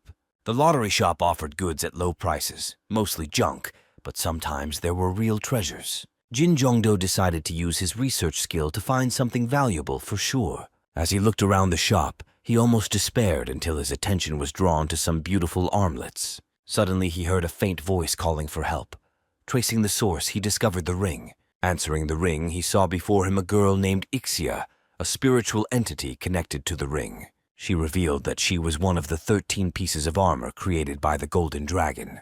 Jin Jongdo knew the legends about her, but he never thought he would meet her in reality. Thanks to the communication skill, he was able to hear her call. Ixia called him the Great Dragon, a gift from God to this world. Jin Chondo tried to explain that he was an ordinary person, but Ixia believed in his exceptionalism. She explained that the ring was now sealed, and Jin Jongdo would not be able to use its powers until he removed the seals. Realizing the importance of the find, he promised to free Ixia. In gratitude, she offered to become his consultant in choosing equipment. With her help, Jin Chondo picked up some great items. It seemed to him that she had some hidden talent for evaluating things. Later, after seeing the purchases, Hasik was amazed at their quality and joked that Jin Jongdo is the only captain who buys his own equipment for his team. When Jin was alone with Ixia, he asked what needed to be taken into account before removing the seal. At that moment, he received a notification. A new dungeon had been discovered nearby. After checking the status window, Jin noticed that he had become significantly stronger. His strength was already approaching the A-rank level. Realizing this, he decided to try to remove the seal before the campaign. He began to examine the ring. The removal of the first seal was successful. Then he took off the second one, surprising Ixia. The attempt to remove the third seal failed. It required special conditions. Ixia was shocked by his success. She talked about her talent, intuition, with the help of which she helped the guy choose the best products in the store. Inspired, Jin Chondo went into the dungeon. Ixia warned that she had a bad feeling about this. And indeed, immediately after entering, a monster pounced on him. He repelled the attack with his spear, preparing for further battle. The rest of the ghouls were approaching him. Jin Chondo decided to use a new skill, the Roaring Tiger Strike. With one powerful blow, he destroyed all the enemies at once. Ixia, watching the battle, noticed how many corpses were left unused and asked if she could eat their remains. Having reached the room with the boss, the guy started the lottery and summoned Tristan's personality. Without fear, he went inside. There he found a boss, whom he destroyed using a bow and arrow. After leaving the dungeon, Jin Jongdo went to visit Seo Yun's father, who was like family to him. However, on the way, the guy suddenly felt someone's presence. He became wary and asked Ixia if she felt it too. The girl just shook her head. Nothing alarmed her. Jin decided that he was imagining things. Seo Yun's father didn't greet him very warmly. The man's eyes showed resentment. He had expected Jin to come to see them earlier. The guy started apologizing, explaining that he was busy with the team and couldn't find the time. He sincerely praised Seo Yun, calling her a rising star, recalling how she had helped him out more than once. Suddenly, his father asked if Jin was dating So-Yun. He hastened to explain that he had known her since childhood and treated her like a younger sister. The answer only increased the father's resentment. The girl's mother and So-Yun herself were watching the scene. On the street, the girl began to apologize for her father's behavior, but Jin assured her that everything was fine. He gave the girl a gift, a beautiful necklace that increased perception by 2 points. Their conversation was interrupted by an unknown woman who asked for help. Jin Chondo was wary. He hadn't noticed her appearance. It turned out that one of her abilities was silent walking. Moreover, she was not alone. She was accompanied by a group of men. Sensing something was wrong, Jin Chondo took the girl's hand to increase his luck and launched the infalore, hoping to gain an advantage. He was lucky. He drew a gold card. When the men saw Jin Chondo starting to get stronger, they tried to attack. Using Muid's personality, the boy skillfully dodged the attacks. He asked if they worked for the Karma Guild. The woman was offended by this and quickly denied the accusation, stating that they were there for the help of the saint. But Jin Chondo didn't believe it. The battle flared up again. The enemies surrounded him, but he fought back, delivering lightning-fast blows with 2 blades. The woman noticed that Jin Chondo left no open, vulnerable spots and acted with terrifying efficiency. Over time, Jin realized that there was no one on the street. He guessed that the enemies had created a barrier to set up an ambush. Trying to find the one who supported the magic, he finally found and neutralized the magician by destroying the barrier. Grabbing Seo Yoon's hand, Jin hurried to lead her away. But the park seemed to turn into a labyrinth.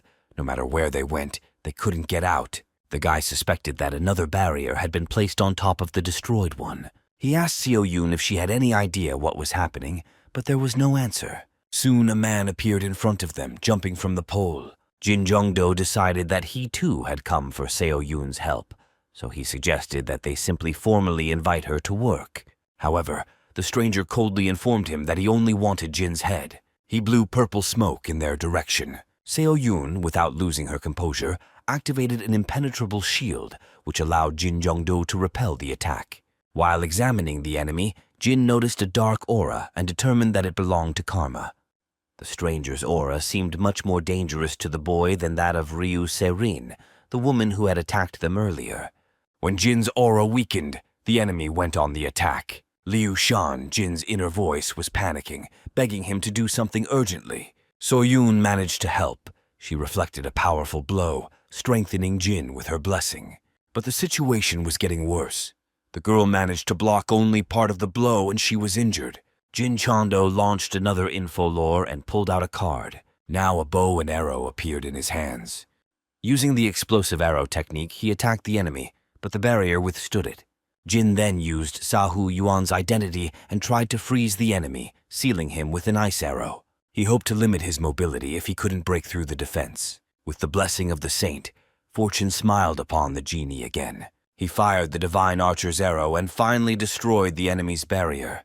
The man became furious. Jin's strength was waning, and Seo Yoon was also on the edge. Unexpectedly, Ryu Se-rin came to their aid. Jin decided to play a trick and said that in front of them was an assassin sent after Yoon So-yoon. The woman continued her attack without delay, insisting that they were the ones who came for the girl first. Realizing that he couldn't cope on his own, Jin decided to bet on a new lottery. In the midst of the battle, Liu Shan's level increased, but Jin's mana was completely exhausted. Meanwhile, the fight between the boy and Ryu Se-rin continued. He tried to capture the woman with his powers. Ryu Se-rin was having a hard time dodging the attacks. She asked Jong-do to speed up. The guy used up all the tickets he had saved for a rainy day, but only received regular cards. There was little left until the Golden Grant, but there was no more mana to use items. Jin was struggling harder to parry his opponent's blows. He knew that if this continued, they would all die. He remembered Winry saying that the human body couldn't handle a sudden increase in talent, but he decided to take a risk. He took off the medallion she had given him. It was his last chance to change the situation. The sky above the guy darkened, and a whirlwind rose up around him. He was pierced by a gigantic force pouring from the heavens, the energy of the universe itself. He remembered, without protection, an ordinary person would not be able to withstand such pressure. When the whirlwind died down, Jin Chondo rose to his feet. Opening the status window, the guy saw that the process of a sharp increase in level had begun. Pain shot through his body. Seo Yoon watched helplessly, not knowing how to help. Meanwhile, the enemy, repelling Ryu Se-rin's attacks, remembered why he came. His target was Jin Chondo. He noticed that the guy's internal energy was out of control and decided that he had used something like black blood, but failed. Confident that this was his chance, he struck. Yoon Seo Yoon tried to hold back the attack by protecting Jin with her shield. Suddenly, the guy got to his feet and blocked the blow himself. The awakening of dragon blood has occurred. His talent increased dramatically, and the event was recognized as one of the rarest in the history of the universe. As a reward, he received a trial ticket to summon a black card, a mythical level entity that ranks above diamond heroes. While the enemy was trying to comprehend the changes in Jin Jongdo's aura, Ryu Serin dealt him a blow. The enemy decided to destroy her, but Jin Chondo took up the bow. Seeing the old, battered bow, the enemy only grinned, deciding that the guy had not become stronger. However, after firing the arrow, Jin Chondo easily broke through the enemy's protective barrier. He couldn't believe what was happening. Jin Jongdo knew. He had used the identity of Li Xionggai, and now he could shoot even a monkey with his eyes closed. Using the jump, the enemy tried to escape, but Jin Chondo fired another arrow. It caught the fugitive at the moment of teleportation. Realizing that the boy was becoming a threat to their master, the enemy decided to die with him. However, Jin Chondo fired first. Looking at the fallen enemy, he realized that he did not recognize him. On the enemy's body hung an amulet with a terrible aura, a mythical artifact that had to be taken. But suddenly, Jin Chondo felt a sharp deterioration in his condition and lost consciousness. During this event, his oracle skill changed. He could now choose what information to receive, from the future or the past. When Jin Chondo woke up, he saw Ixia nearby. She said that he was brought here by Yoon Seo-yoon and Ryu Serin. He was glad to know that Yoon Seo-yoon was okay. He realized the incredible power of black cards. Even a strong opponent could not oppose him. The guy thought about the future. Will he be able to summon even more powerful heroes? Soon, Ryu Serin and Yoon So-yoon entered his room. The woman introduced herself as a member of the Big Dipper Martial Arts Association, meaning she was enlightened. Previously, Jin Chondo believed that enlightened ones live in isolation. Ryu Serin bowed deeply to Yoon Seo-yoon and asked her to save their mistress. They moved to the next building, where they saw a young girl in a room, deep in sleep. She was the heiress of the Big Dipper clan. Ryu Serin handed the statue to Yoon So-yoon. The girl didn't understand why she needed it. The woman explained that before she fell into a coma, the lady had predicted that the clan's problems would be solved if this statue was given to Seo-yoon. Jin Jongdo felt a familiar aura and used his research skill to find out that it was a full recovery skill stone. After holding the statue in her hands, Yoon Seo-yoon gained a new skill through her holy talent. Ryu Serin said that she had previously complained about her health. She had the gift of foresight and knew that she would fall into a coma. Before this, she saw the beginning of the monster invasion of Earth and tried to unite the hunters, but the elders rejected her plan. During the meeting, she was attacked and lost consciousness. Now the whole clan hoped for the salvation of the mistress, because with her help, they could fight back the monsters.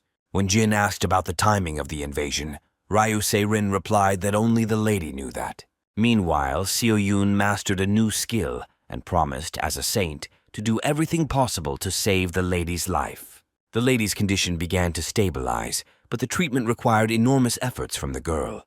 The light in her hands gradually faded. Seeing this, Jin Chondo decided to intervene. He activated Nightingale's personality and used the skill Sister's Help, strengthening Seo-yoon's magic. The girl suddenly felt a surge of energy. With the help of her new power, she managed to awaken the lady. She opened her eyes. The lady thanked So-yoon for saving her and did not forget to acknowledge Jin's merits. The guy was surprised. She knew their names. Jin realized that this girl could really see the future. Without wasting any time, he asked her what she knew about the monster invasion. The lady thought for a moment, and then sadly noticed that a lot of time had passed since she had awakened. Jin Chondo quickly asked how much time was left before the attack, but the girl's answer stunned him. It has already begun. At that very moment, the system vibrated. Alarming messages began to come in. New dungeons were activated all over the world. The rifts opened one after another, their appearance impossible to explain. Jin Chondo quickly realized that he urgently needed to gather more information. He decided to test out the new features of the info library, hoping to get a hint. Using the lottery, he received a capsule with the message, "Destroy Didardaron." The name was unfamiliar, but my intuition told me that it was connected with the dungeons that had appeared. Jin knew he didn't have to attack him right away, but the feeling of impending doom didn't leave him. Meanwhile, tragedy was unfolding all over the world.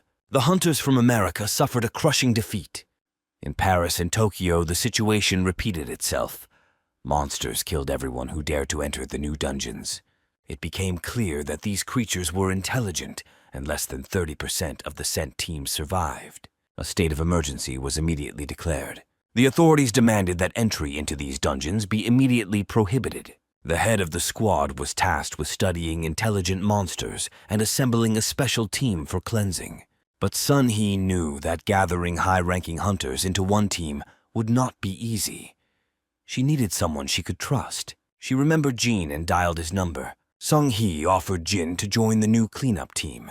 The reward was 10 billion won, and the guy accepted her offer. San Hee, along with 4 hunters from other guilds, were waiting for Jin Chondo. The group prepared to enter the dungeon. When they entered, they saw 3 doors. Sun Hee ordered them to split into teams of 2, choosing Jin Jongdu as her partner. They began their exploration. Jin Chondo immediately sensed the strangeness of the situation. Sun Hee explained that such missions are separate worlds where monsters do not take over the earth, but prepare hunters for future battles. The monsters were already on guard. Jin Chondo used his research skill and determined that they were a small tribe that was preparing for a fight to the death. Sun Hee didn't understand their language, but Jin Jongdo explained that he was able to understand their speech thanks to his communication skill. The quest status has been updated. The goal is to defeat the Kaumka tribe, collect the souls of the sun and moon, and destroy the shackles of their souls. Realizing that the key to completing the mission was to completely destroy the enemies, Jin Jongdo and Sang Hee rushed to attack. Using the Green Dragon's maneuver and the Fierce Tiger's barrage of attacks, he managed to break through the tribe leader's defense. As a trophy, Jin Chondo took the shield of the defeated enemy. Meanwhile, San Hee dealt with the rest of the opponents on her own. Jin Chondo called Ixia, allowing her to eat the bodies, but she refused. After analyzing her characteristics, he noticed that her development level had reached 51%. Ixia admitted that she accelerated her development by eating the body of an enemy with an inhuman aura that they had encountered earlier. Since the souls were collected from the crystals left behind by the corpses, Jin Chondo handed over the care of them to Ixia. They reached the village of the Kaumka tribe, where they discovered an obelisk, the Shackles of Souls. Jin Chondo decided to destroy the obelisk without entering the village. His spear throw was successful, and the task was completed. The system notified them of the transition to the next location. Now they could observe the actions of other teams. Jin Jongdo discovered an altar that could influence the dimension inside the crystal ball if magic or spells were used. He contacted Chan Yaken, who advised him to channel energy into the altar and the crystals collected during the mission to use as catalysts. After understanding the altar's working principle, Jin Chondo strengthened the defense of one of the teams. However, the hunters were still surrounded by monsters. Sun Hee ordered Jin to prepare the altar and arrange for her to be transported to her comrades, confident in the safety of such a plan. Jin Cheondo insisted that she trust him. He managed to successfully activate the altar and send Sun Hee to help the surrounded group. Jin Jongdo realized that he now needed to help another team that was also facing a dangerous enemy. The hunters tried to block the enemy's attacks and inflict damage on him, creating gaps in the defense. But their blows did not leave the slightest trace on the monster. Even repeated attacks did not bring results. The monster only mocked their helplessness. Jin Chondo didn't know how to act in this situation and knew that he had to get to the team immediately. However, to do this, he needed 10 more stones. He remembered seeing the missing stones on the shield of an enemy he had defeated earlier. Meanwhile, the men were struggling to hold their ground, being subjected to ever-new attacks from the monsters. It was at this critical moment that Jin Chondo appeared on the battlefield. With the help of a double attack from the dragon and the tiger, he managed to destroy the monster. The boys watched this with surprise, not understanding how a B-rank hunter managed to achieve such a result. One of them invited him to join their guild, but Jin Chondo refused, planning to create his own. When everyone returned from the mission, he noticed that Sun Hee and her group had not yet completed the task. The guy went to help them. Soon access to the boss's room opened. After looking around, they discovered another altar through which they could lower or increase the difficulty of the boss. It was decided to fight the next day, having first weakened the enemy. At night, while everyone was sleeping, one of the hunters tried to prove his strength alone by activating the boss's room and increasing his level. The sudden attack of the monster woke up the others. Attempts to stop the monster with shields and attacks were unsuccessful. Even San-Hee and the S-rank hunters couldn't harm him. Jin Chondo realized that the situation was critical. He used a medallion that diverted negative energy and launched an info lottery. As a result, Luibu's identity was unlocked, and with it, the black card skill and the ability to summon the red hare, a legendary warhorse. By jumping on the red hare, Jin Chondo's stats increased significantly. On a fiery horse with a spear in his hands, he rushed into battle. The boss, sensing a worthy opponent, accepted the challenge. Jin's attack was devastating. At that moment, San-Hee realized that even the 10 billion promised for this mission could not compensate for his feat. The opponent praised the power of Jin's strike. The boy riding his warhorse was ready to strike again. The weapon master perfectly reproduced the relic, enhancing the characteristics of the rider and mount. Jin Chondo quickly approached the chieftain. He first tried to eliminate the threat, the horse, and swung his mace at it. However, the warhorse parried the blow with its hoof and responded with a powerful blow with its head, causing the enemy to stagger. The leader was stunned. He realized that this was not an ordinary animal. Taking advantage of the confusion, Jin Chondo used his heavenly halberd to deliver a wounding blow. But the enemy was not going to give up and rushed into battle again, demanding that Jin show all his fighting spirit. The guy activated the skill Wall of Cursed Spirits, reducing the opponent's defense and stamina. This was followed by another blow, this time fatal. As he fell, the chieftain acknowledged Jin Chondo's strength and passed on his skill, Kamka's Fighting Spirit, which increased the youth's stamina by 20 points. Before his final death, Jin Chondo asked him a question, remembering his main task, the destruction of Didartaron. The chieftain confirmed the importance of his mission, explaining that Didartaron was the ruler of the Kusantu archipelago and the patron of the dead. After leaving the dungeon, Sun-Hee announced the completion of the mission and expressed her gratitude to Jin Jongdo. The guild members apologized for what happened on behalf of their organization. Seo Sang-hee asked Jin to come to the association the next day to update his mana clock. She also said that his reward would be revised. Despite his A rank, she intended to pay for the clearing as for an S-rank dungeon and raise the guy's status. The girl asked Jin to rest and prepare for the next day. The next day, Jin successfully passed the exam. His mana clock was updated to reflect his new rank. In the hall, he noticed many representatives of various guilds, all of them trying to lure him into their ranks. Walking into the designated room, Jin breathed a sigh of relief. Only then did he remember to check the stat window. After seeing the results, he realized he was one step away from S rank. The young man hoped to receive a war steed, the red hare, as a reward, but he again received the skill Green Dragon Maneuver. Although this skill now required less mana, Jin was a little disappointed. However, the most pleasant surprise was the new feature, the abolition of the penalty for the loss of experience points in case of failure. He had never seen anything like this before. Now the path to leveling up became much easier. The culmination of the joyful events was a message from the Golden Capsule.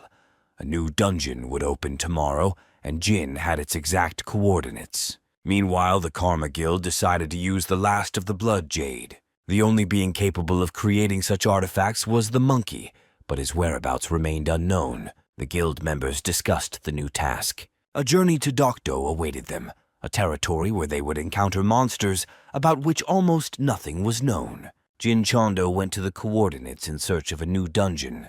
At the appointed time, an entrance appeared at the designated place. It turned out to be the doppelganger's lair. Jin knew that this monster was capable of completely copying the abilities of its opponent. He approached Ixia and asked if he could copy his equipment. She replied that in her world, doppelgangers only copied skills. This answer made Jin happy.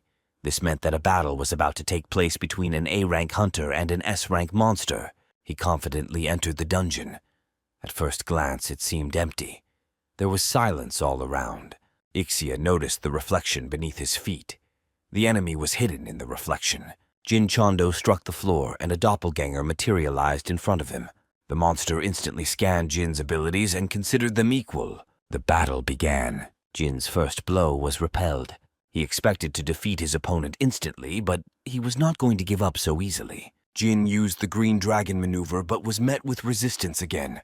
The doppelganger was confused. Despite completely copying the skills, he could not inflict any noticeable damage on Jin. Then Jin Chondo activated the Tiger Roar skill. A crushing blow from the spear knocked the enemy off his feet, forcing him to his knees. The doppelganger attempted to re-scan Jin, but was stunned. The boy's abilities seemed illogical and difficult to predict.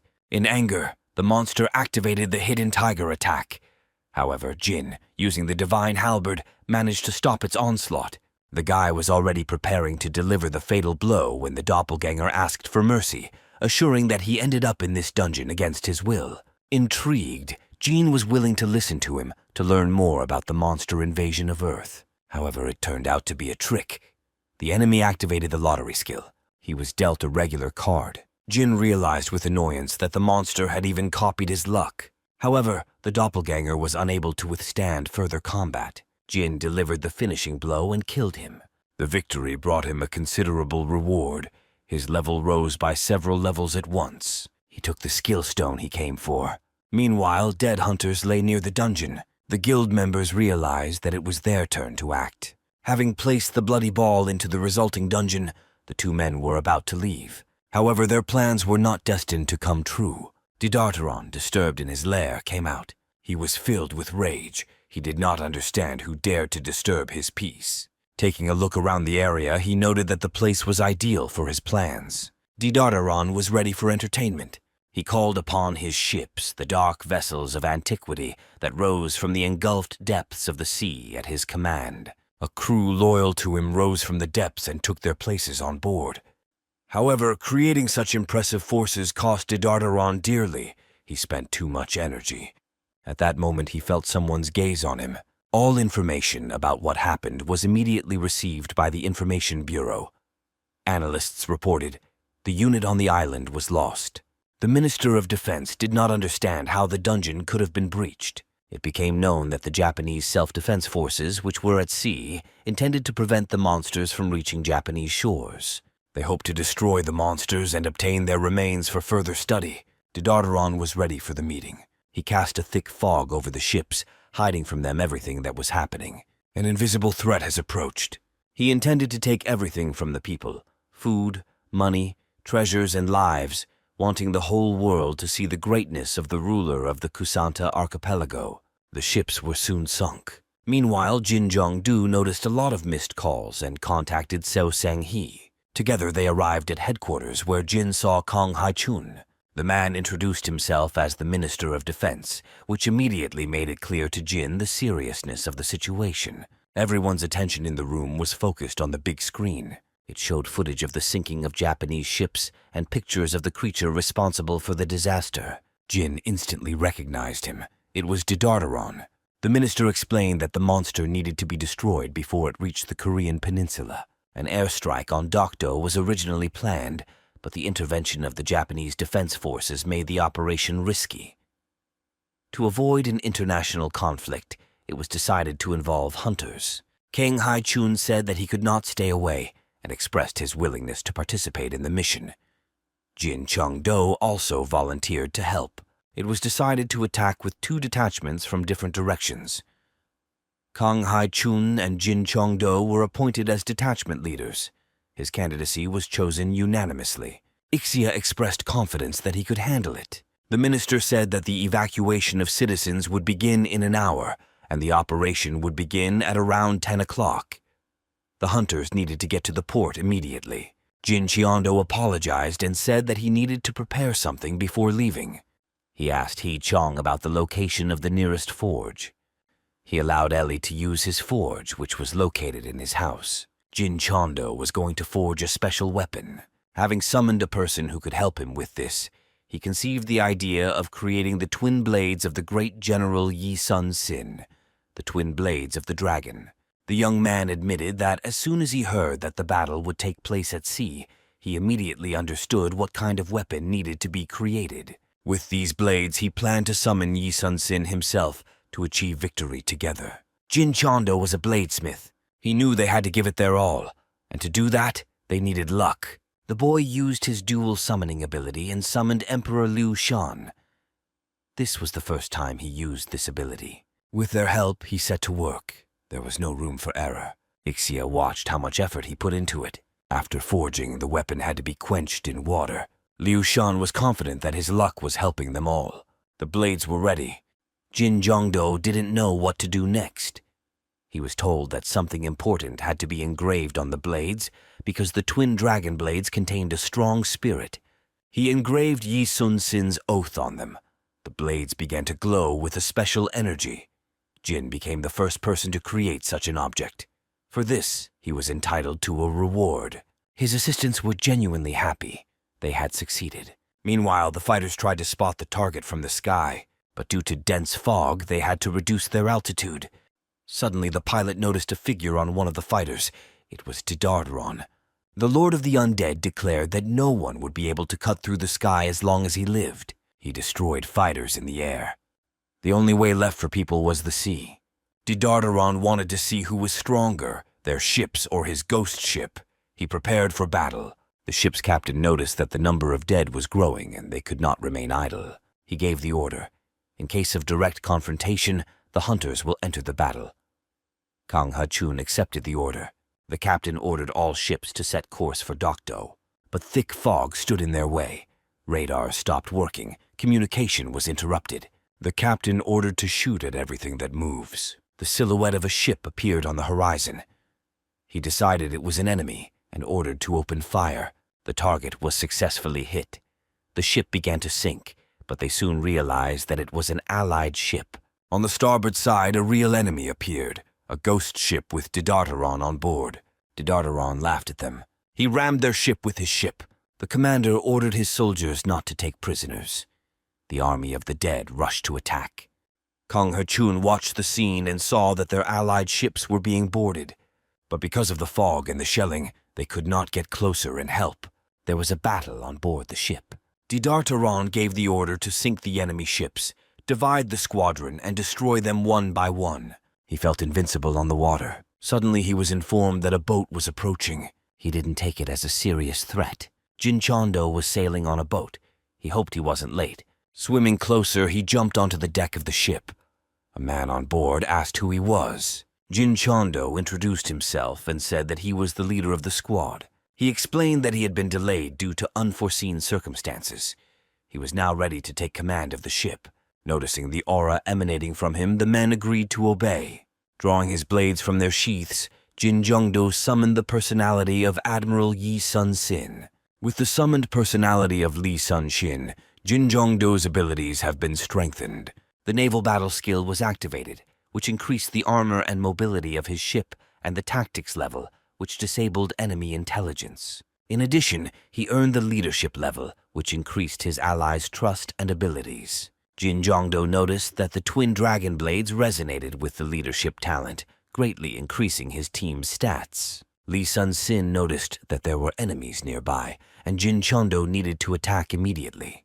Ixia, in turn, warned that it could be a trap. Jin was pleasantly surprised. Apparently, after receiving the third level, Ixia learned to predict the intentions of her opponents.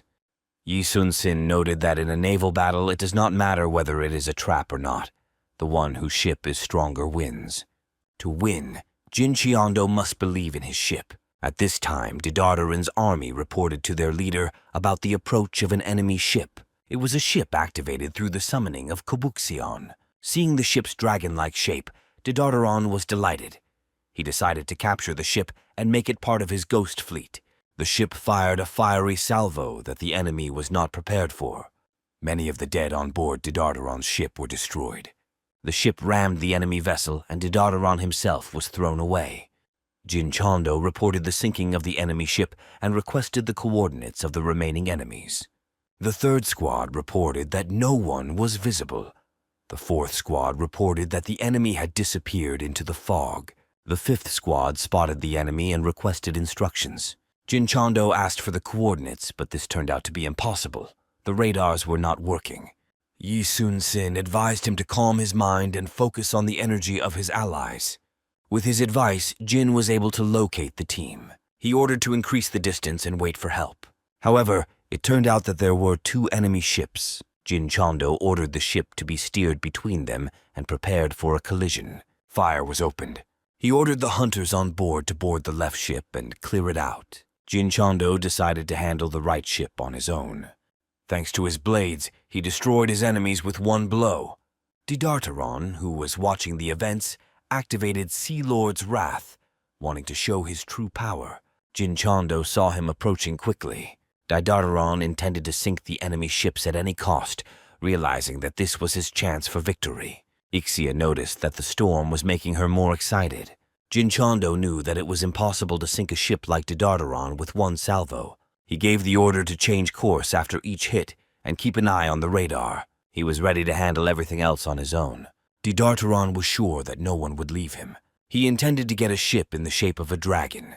Relentlessly pursuing the enemy, he followed him until he led him to the rocks. Then Didartaron realized that it was a trap. He did not understand how the enemy managed to pass through the fog, through which he himself could not see anything. However, Jin didn't need to look outside to know the way. His abilities helped him.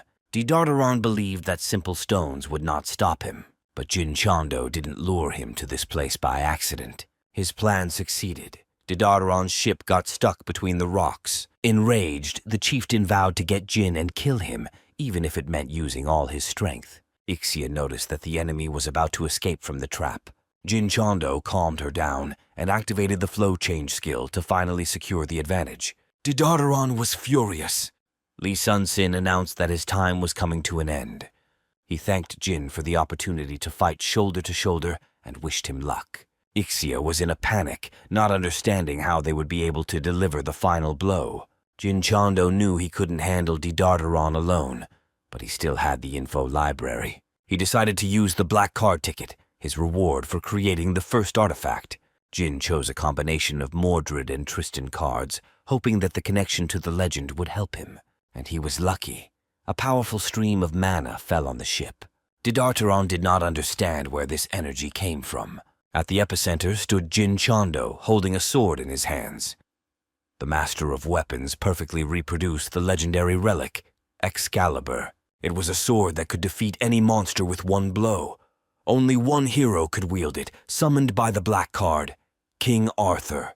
Didartaron realized that his situation was hopeless. He tried to move his ship, but to no avail. The vessel did not obey him. The ruler was confident that as long as his ship was with him, he was invincible. Jin Chondo, clutching his sword tightly, approached the enemy and plunged the blade into his body. With this blow, Didartaron and his army were destroyed. Jin Chondo was glad it was finally over. His abilities increased several times. He realized that he could now increase their levels by destroying monsters from the gap. Ixia reported that the time to summon the ship was running out. The ship beneath his feet began to dissolve, and Jin Chondo fell into the water. The crew and the team rejoiced.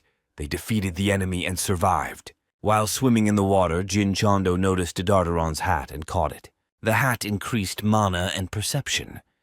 However, Jin knew that he couldn't walk around in such an extravagant headdress. Luckily, the hat had a shape-shifting effect.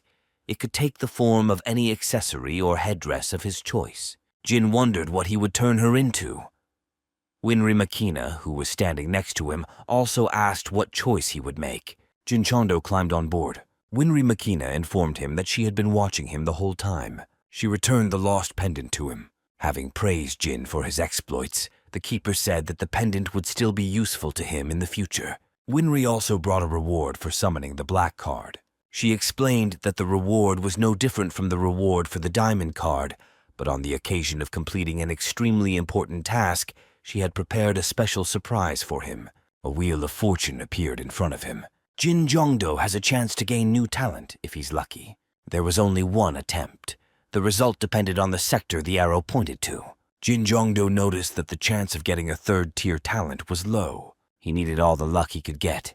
He summoned Ixia and Liu Shan, confident that with their help his chances would increase. The guy spun the wheel and won the third-level leadership talent. Liu Shan immediately stated that this happened due to his luck. Deciding to test his new skill, Jin went to the stats window, but was surprised to notice that Liu Shan had the new talent. This made Jin Chondo very angry. He didn't understand how he could steal his talent. The boy turned to Winry Makina for clarification. She calmly advised him to withdraw his identity and check again. When Jin followed her advice, he was convinced that he really did have the talent. Now both he and Liu Shan could use the third-level leadership talent. This was his additional reward. The combination of leadership and good luck was considered one of the best. In addition, Winry Makina strengthened his pendant by adding another stabilizer. Now those around him could only see his 3 talents. Meanwhile, a signal sounded on board about the imminent arrival at the port. The ship was approaching land. During the dungeon clearing, Kang Hai-shik demonstrated the results of his training by rising 20 levels. Jin Jongdo and Yoon So-yeon were surprised by his success. Hashik dealt with the boars and called them for help when new enemies appeared. Jin Chongdo summoned Liu Shan, and together they activated the leadership skill, strengthening the team. The strength of the allies increased significantly, which allowed the mission to be successfully completed. Yoon Seo-yoon proved her power by destroying the undead with one blow. After checking the levels, Jin Chondo discovered that Haishk had reached level 45 in just one day, thanks to the removal of the experience penalties. After that, he sent the guys to the boss, whom they defeated with joint efforts. Having reached the limit of his stats, Jin Chondo took advantage of the lottery to gain access to a special dungeon to upgrade his class. He found himself on a test for those who had reached the limit. The winner received access to the upper class. After receiving the crystal from Grandel's guide, Jin found himself on an island where a royal battle began. His talent game optimized his stats, and he immediately went to the high ground using the map. His first enemy was the wolf Tinya, whom Jin defeated. The she-wolf recognized his strength and offered an alliance. Jin agreed. Ixia confirmed Tinya's sincerity. They soon encountered the rest of the enemies from whom Jin took the crystals. At night, they took refuge in a cave, where Tinya took on human form. In the morning, tracking their rivals, they came to the treasure shop. After eliminating the archers, Jin destroyed the shop so that no one would receive the reward. He then used the stones to cause an earthquake, hastening the destruction of the island. There were 8 participants remaining. In the center of the island, they met the Troll Lord, a powerful enemy. During the battle, the troll suppressed Jin's abilities, and Tinya took the blow. Enraged, Jin absorbed the crystal and gained the skill Supersonic Speed. He merged with the Green Dragon technique. The guy neutralized the troll thanks to his abilities. Later, he was restored using time manipulation. Then Jin activated the 3rd level game, tripled the stats, and defeated the troll, brutally beating him. The troll begged for mercy. Tinya praised Jin for his victory, but said that she could no longer fight. Jin did not accept her surrender and went on to eliminate the remaining rivals. With divine speed, he easily disarmed several participants. One surrendered, he intercepted the other. The third, an elf, became confused and surrendered after hearing about his personal hatred of elves. There was only one contestant left, Tinya. She thanked Jin for the opportunity to take 2nd place. Fireworks marked his victory. He became the first participant from the Grandella family to win this challenge. Grandel directed him to a special door where Jin's rewards were waiting, but he warned he had to leave before 10 p.m., otherwise he would face trials. Upon entering, Jin didn't notice anything strange at first, but soon he felt the island's energy enveloping him. His stats began to rise rapidly. Now he understood why the time limit was necessary. Such power could not be left at the disposal of one person. Just as he was about to stop, the door slammed behind him. A monster emerged from the darkness. It was exactly 10 o'clock in the evening. Jin Jongdo was confused. His watch showed 10 minutes left. But he remembered. Winry Makina, who had the ability to stop time, had interfered with its flow. The clock was running late. Now he had to fight a creature that was clearly beyond his strength. Jin Chondo activated his extra card and summoned the personality of Hercules. The first thing he did was scan the enemies. They were combat golems. The fastest way to defeat them was to destroy their cores. The problem was that the cores moved around inside the body at an incredible speed. Meanwhile, the golems attacked. The guy had no choice. He had to prove that even the golem's body could be destroyed. He activated his weapon and recreated a steel club. With a crushing blow, he severed the head of one of the golems. But the monsters continued to move even without a head. Then Jin Chondo decided to grind them into dust. The golems watched in shock as a weapon they had never seen before smashed their bodies.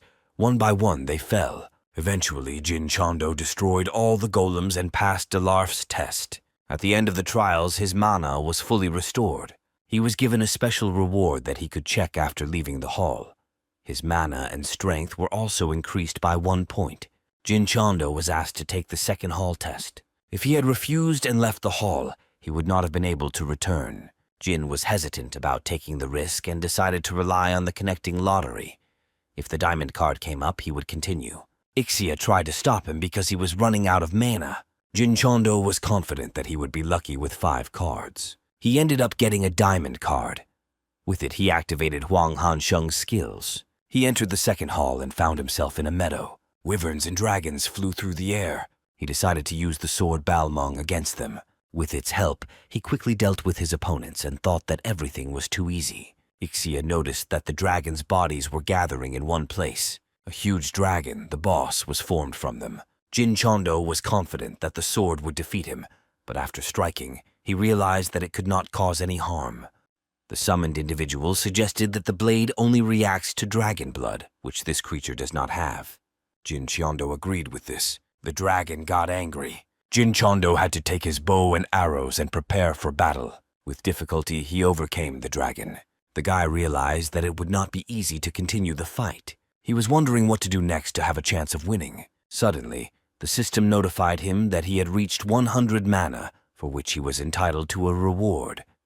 A new opportunity opened up for him. General's Camp.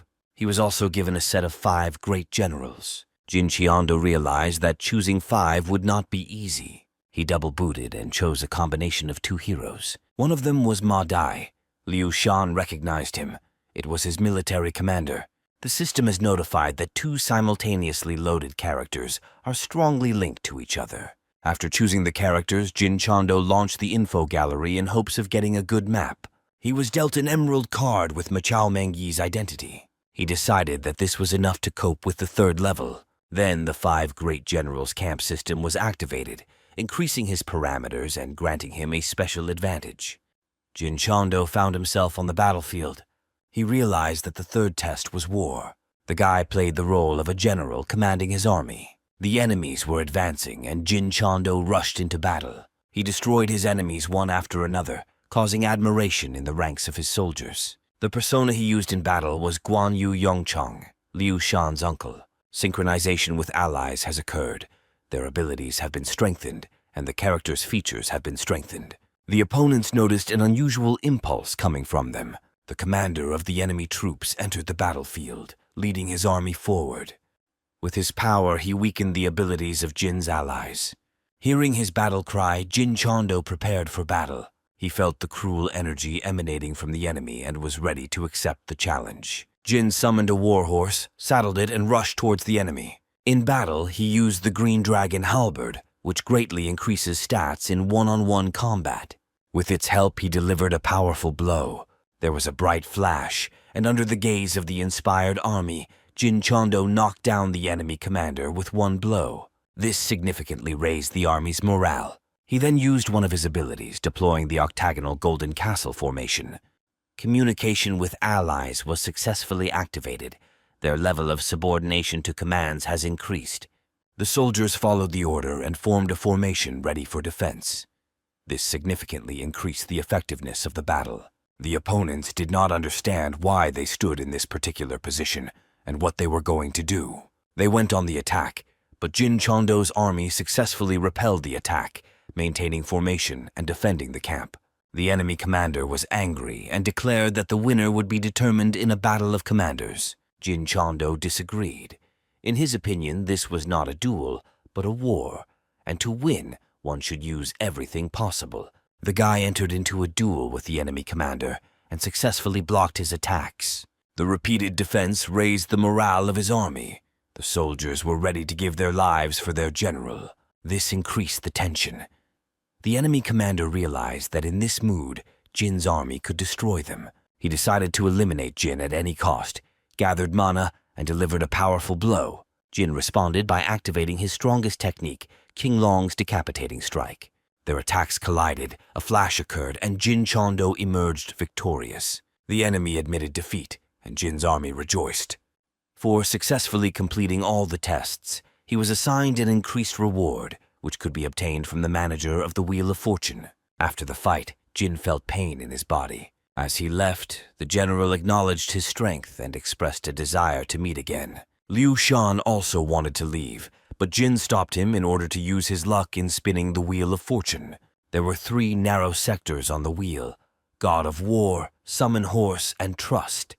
Jin hoped to obtain the talent God of War, but luck fell on Summon War Horse. He was a little disappointed since he could use this skill through Luibu as well. In addition, the system notified that the 5 Great Generals camp had been restored. Jin decided to study this skill in more detail. It turned out that the camp included 5 generals who served Liu Bei and Zhao Yun. When using the skill, information about the selected general is added to the player's profile, and connection points are spent instead of mana. These points accumulate as you develop your download skill. The higher the download level, the more connection points you can get. Jin came to the conclusion that if the general's data is added to his profile, then his abilities are also transferred to the user. The gates opened and Grandel greeted him joyfully, believing that he was undergoing one of the tests. Jin reported that he had completed all the tasks. Grandel didn't believe that it was possible to go through everything in such a short time and not receive a reward, but Jin explained that he had to contact the manager for it. To the applause of the crowd, Jin walked inside where the wolf Tinya was waiting for him. Other participants were also present at the ceremony, including the resurrected Troll King. Grandel explained that the testing site could restore time, which is why everyone survived. But the participants didn't need to know that. Jin climbed to the podium where he received the title Voice, which opened up a new category of stats for him and increased the chance of obtaining skills related to it. He also received rewards from the Holy Power Hall, the Summon skill, which summons an object with whom a promise was made, and Prophecy, which enhances this skill, allowing summoning even without it. After the ceremony was completed, Tinya promised Jin Chondo that he would always be able to call on her for help. Returning from the dungeon, he immediately began training. Hashik informed him about the visitors. Jin was visited by Kang Hai-chun with a girl who was introduced as Kiki, the vice president of the Rescuer organization. She is a level 55 user and the daughter of the Emperor of Japan. Kiki came to convince Jin to join the Japanese expedition. He had previously refused this mission because he did not want to work in a foreign country. The girl shared information that a person dear to her was stuck in the dungeon. Kiki suggested using the dungeon scissors ability to open the dungeon and allow Jin to enter. The guy realized that if the girl couldn't handle it, then this dungeon was probably SSS level. The Jeanne d'Arc that needed to be rescued was the president of the SS class, Salvatore, and Saint. The situation became more complicated. Dungeons began to change all over the world, in Great Britain, Hong Kong, deserts. Jin realized that he couldn't stop all the threats on his own. He asked for time to think. Thinking about the future, he called Winry to get more information about what was happening. She confirmed, most of the world will soon perish. Jin faces battle after battle, and he will have to be reborn into something more than human. Jin Chondo asked Winry if there was another way to save the Earth. She replied that there was, if he did not interfere and chose a different path. But Jin couldn't come to terms with this. He was a resident of Earth, and his family was here. Winry, as a representative of the universe, did not share his affection, but promised to help. She activated the Infilore, and Jin received a red capsule. The capsule contained information. He must reveal the truth about the dungeon in Japan. This also opened the lock on the 37th planet of the universe and gave a significant boost to experience. Jin gained access to the path of the best god. Winry wished him luck. Meanwhile, in the Karma Guild, they were discussing the divergence that had begun. Although it seemed insignificant, they were losing their future. However, their leader stated that now the universe itself is helping them, and they just need to continue their missions.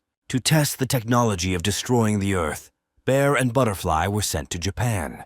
The entrance to the dungeon was guarded by the military. Kiki thanked Jin for finally agreeing to help. Only 3 people could enter the dungeon, she, Jin, and Kang Hee-chun.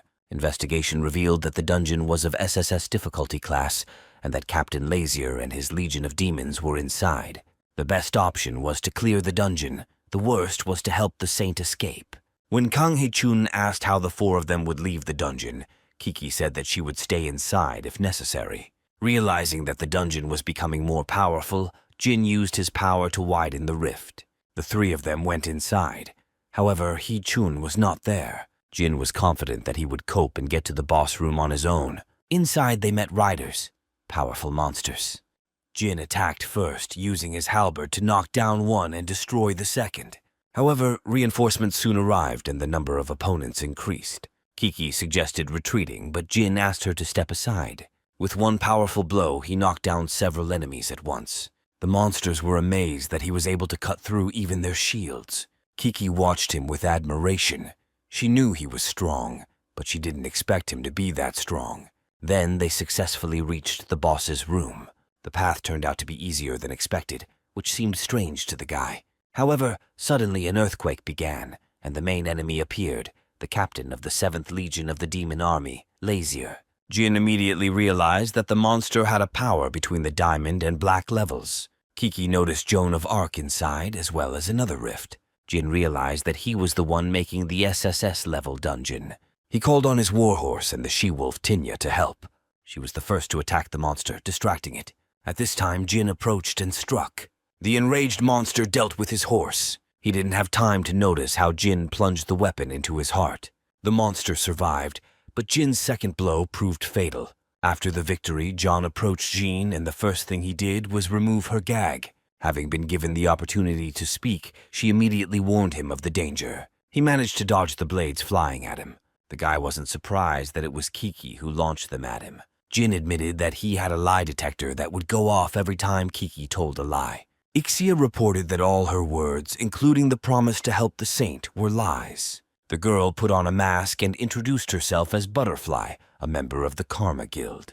She acknowledged Jin's strength, but was certain that the next monster would be beyond his power. Then Butterfly threw the blood crystal into the dungeon's rift. Here, Genie's luck kicked in. His luck was activated. A huge horde of monsters emerged from the rift and rushed towards him, but Jin Chando did not enter the battle. He declared this place holy so that his enemies could not approach it. For this, he received significant bonuses. At that moment, Jin Chando used the power and talent of Joan of Arc, the heroine of the 100 Years' War. He, with a fluttering banner in his hands, emitted a blinding light that blinded the enemies. The butterfly, seeing this, decided to run through the rift, but Jin did not allow her to hide. She tried to attack him with her blades, but he blocked every one of them. The last blade should have dealt him a serious blow, but Jin's banner grabbed it. He ordered her to stay put until he dealt with the rest of the enemies. The guy entered into battle with the demons, who had already begun to come to their senses. Jana, despite her weakness, also tried to contribute to the victory. Jin Jongdo noticed how the spear perfectly complemented the girl's image. The Joan of Arc personality he was using was touched that someone was imitating her so well. When they were attacked by demons, the girl held on with all her might, while Jin was full of confidence. He knew that within range, enemies would be targeting him first. Using his Great Cross ability, he delivered a crushing blow. Light crosses flew in all directions, destroying the demons, causing them confusion and panic. Jin unleashed a holy light on his enemies, causing the demons to flee. He wondered where the personality of Joan of Arc that was being used had so much power. The guy assumed that she really could have been God's chosen one. Jin believed that this was the result of her faithfulness to the Lord. The light caused pain to the demons. Their heads split from the brightness, and they died. Jin enjoyed this battle. He thought everything was going perfectly. When he asked Jeanne if she agreed with him, she admitted that she tried her best, but was only able to kill one enemy. Suddenly, a thick red energy appeared, gathering in one place. Joan of Arc sensed the threat and warned Jin Chando of the danger. Jin did some research and found out that this was the arrival of the captain of the 1st Legion of the Demon Army, Khaled. The demonic energy emanating from him began to suppress Jana. It became difficult for her to breathe. She could not even stand. Jin realized that she had not yet met the enemy face to face, but was no longer in a position to fight. He looked up and realized that the sanctity of this place he had proclaimed was fading. His Joan of Arc personality had little time left. Realizing that only he and the weakened Jana had power left, he tried to scan her condition. This resulted in the activation of communication between their talents, and forced synchronization occurred. The system confirmed that the conditions were met. Her class was upgraded. Jin realized that without the stabilizing necklace, her body might not be able to withstand it. It was at this moment that the captain of the 1st Legion of the Demon Army, Khaled from the Hellish tribe, emerged from the rift. A holy shield was activated above Joan of Arc, causing healing. Jin Jongdo noted that thanks to her level 3 patience talent, her body was able to withstand the strain. This meant that he would be able to obtain a 3rd-tier talent from her in the future, if of course he survived the upcoming battle.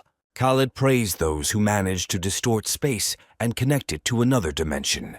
Jin scanned the enemy and found that he was level 299, the same as Hercules. Moreover, Khaled had the skill Third Eye, which made him even more dangerous. Only the protection on Jin's neck blocked the psychological pressure coming from the enemy. Khaled wondered if Jin was really the protector of this world and had revoked the sanctity of the territory. He had a proposal for the guy. At the same time, Butterfly came to her senses and objected to Khaled's offer to Jin to make a deal.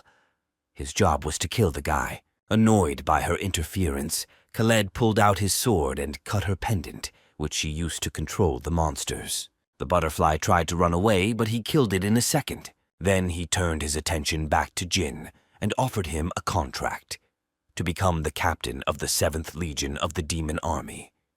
In exchange, he would receive a new title and the opportunity to change the course of Earth's history. Jin had his own option to refuse the deal. He broke the contract and entered the fight. Jeanne d'Arc activated the aria of Baptism of Fire, and Jean was able to block Khaled's first blow. He attacked with lightning speed, and Jin barely had time to parry. Almost catching up with the demon, he saw him disappear. Khaled mocked Jin, believing his weapons were useless against him. The guy realized that Khaled was using the skill Inferno Cloak, which reduces all damage and blocks the attacks of the saints. Jin's confidence in the power of the Holy Force was shaken. Khaled soon landed a punch that sent the guy flying. But he was not going to give up. He attacked again, and this time he was able to get closer, striking. The blow passed through Khaled's magical protection. This surprised the demon. He did not expect Jin to be so close. The confrontation between the opponents continued. It was an exciting battle for Khaled, but Jin Jongdo was determined to finish the fight in one blow. He activated the special skill of the 5 Great Generals camp, using up 1 connection point. A new ability appeared in his stats, Zhang Fei's Diamond, which made him happy. At the same time, Joan of Arc gained a new surge of strength. Khaled, not understanding where Jin got such power from, Jin attacked him with a spear that combined elements of Celtic mythology and Chinese martial arts. His strike, enhanced by the tiger-crushing attack ability, became the greatest strike on Earth. With this attack, he struck Khaled. The guy knew he was acting on the edge. He only had 30 seconds, but he managed. A barrier created with holy power protected Jin, and Jin decided to use the remaining time to heal her. Suddenly, it turned out that Khaled was still alive. He grabbed Jin by the throat, acknowledged his strength, but felt that he still lacked power. Jin was hesitant about whether to activate the talent download again, since the difference in their levels was still too great. However, at this moment, Jana entered the battle. She unleashed holy fire on Khaled, ready to die if necessary. Taking advantage of the moment, Jin launched a Haladu strike, targeting his protective Inferno Cloak. The holy fire intensified its attack, and he noted that the enemy was beginning to weaken. The Wheel of Fortune has been activated, and the proclamation of a holy place sector has appeared. Holiness has returned to the dungeon, strengthening all light skills, purity, kindness, and holiness. Jana gained additional strength and directed it at the enemy. Khaled was amazed by this power. Before disappearing, he asked the enemy's name. He introduced himself, and Khaled promised to remember him. He was sure that they would meet again. Jin then delivered the finishing blow, destroying Khaled completely. He gained several experience levels for the victory. Jin Jongdo woke up in a hospital room with Kang Hai-chun by his side. The guy thanked him for his concern, but he replied that he hadn't done anything special. All the hard work had been done by Jin while he had just wandered around the dungeon. He admitted that he did not understand how Butterfly managed to fool him. When Jin asked about Japan's reaction, Kang Hai-chun replied that the country was upset. Butterfly was the only SS-class user. Her true identity was hidden, and the official version was that she died in a battle with a monster. Some radical groups have put forward conspiracy theories accusing them of killing the princess for the reward. But after the saint swore to the contrary, the controversy died down. Khan reported that Joan of Arc's condition was worse than Jean's due to the torture she had endured, but her body recovered. Moreover, after the tests, she felt even stronger. After saying goodbye to Jin, Hee-chun left. Ixia confirmed that there was no lie in the boy's words, and Jin sighed with relief. He was afraid that he might be on the guild's side. Ixia noted that the enemy was especially dangerous this time. Jin promised himself that he would no longer believe that the enemy was dead until he received a level-up notification. The boy thought about how unexpectedly it turned out that he could enhance the talents of his allies through communication. However, Ixia reminded that not everyone could withstand such a load as Jana because she had the talent of patience. Winry Makina suddenly appeared. She praised Jin and added the ability for him to turn talent synchronization on and off. She also explained that Khaled was of a higher rank than all previous enemies, but used an alternate body and received a penalty for entering a low-level universe. Jin realized with dismay that he was not fighting the original version of Khaled. For preventing the crisis, he received a reward, the removal of the experience block. After defeating Khaled, the mountain became connected to other dimensions and became a permanent rift. This could have brought new threats, but Winry set up a barrier, a black curtain. Monsters will not be able to leave the area, but users can enter it. The rift has now become a training ground, and its owner is Jin. Winry handed him the orb, the master key that allowed him to control this zone. He was delighted to receive such an award and asked the question, "Will the barrier be permanent?" Winry replied that he would disappear either by the decision of the universe or by the will of a being with a high level of magic. But there are no such beings on Earth. Meanwhile, the Prime Minister was informed about the appearance of a fault in the mountain. The monsters did not come out of it, but the alarm was sounded. He ordered that troops be sent and that the hunter who was clearing the dungeon be immediately delivered to him. Jin Chondo gave a tour to the Japanese government, demonstrating control over the barrier that appeared after clearing the dungeon. He explained that only a few could enter, including himself, and that it was impossible to open additional exits from the inside. Although officials expressed concerns, Jin assured them that he would take responsibility for security. The deputy, despite the assurances, expressed doubts about transferring control to a foreigner. The man's driver, who called himself Bear, convinced him that the barrier should be operated by a Japanese citizen. The deputy liked this idea and decided to implement it as soon as possible. Later, Jin went to explore the rift, where he encountered orcs and other monsters. He successfully dealt with them, increasing his level and receiving valuable resources. Realizing that the rift represented an endless source of experience and trophies, he called upon Tinya to assist in further exploration. Tinya explained that the rift contains a spot core that must be destroyed to prevent the monsters from becoming stronger. She cloned herself, creating a pack of wolves that helped find the core. Tinya asked for permission to stay in this place, since the war in her world was over. In order not to frighten people, she turned into a small wolf cub, which made Jin very happy. Tinya watched Jin Chondo's actions with interest. He tried to call a lucky card, which confused her, because their task was to clear out the enemies. Jin explained that in order to increase the chance of obtaining certain skills, he needs to be near a location or item associated with the desired character. Tinya tried to explain that luck is not as simple as it seems. Jin noticed that her inattention was interfering with the process and asked her to concentrate. Soon he felt something, but again he received the wrong card. A strange creature appeared in front of him. The guy suspected that it was because of Tinya and asked her not to do anything. The she-wolf noticed that his conversations with himself frightened her. The genie made another attempt to draw a card, praying for the universe's favor. This time he managed to download the personality of Miyamoto Musashi, an outstanding Japanese warrior and sword master. Jin was very happy because now he had the opportunity to learn to be the best samurai in Japan. He asked Musashi for advice on how to become as strong. He replied that it took practice, emphasizing that some are born with talent, while others have to learn the hard way. Miyamoto offered Jin to take the sword to show him the technique. He noted that the boy was talented and quickly mastered the skills. The samurai asked Jin to call him when he was at the mountain again, promising to give him something to help. Miyamoto Musashi imparted to him the skill of dual swordsmanship. Jin was delighted and decided to return to the island. He received a notification that he had successfully collected 10 diamond-class characters. This opened up a new category, evolution. Now he could upload higher-level characters to the album while deleting lower-level characters. When 4 characters of the same class are deleted, the character evolves to the next one. Jin Chondo thought about spending heroes for the sake of evolution. When special characters are collected in the album, the camp will be activated. If one of them is used as an evolution material, the camp effect will disappear. Jin decided not to take risks for now and focus on collecting as many characters as possible in order to eventually assemble a black class with the help of mana. Suddenly, the phone rang. Heshik reported that they had arrived in Japan. The friends agreed to meet at the place. Jin asked how things were going with the guild. Heshik replied that the registration was almost complete. Jin Jongdo would be the leader of the guild, which would consist of 4 people. The guy asked who the 4th person was. Jin promised to introduce them when everything was ready. It's time to return to the island. There, a deputy was already waiting for Gina. He informed him that people were worried about the current situation and asked to be taken behind the barrier, accompanied by a bodyguard to personally verify the safety of the place. Jin didn't like this idea.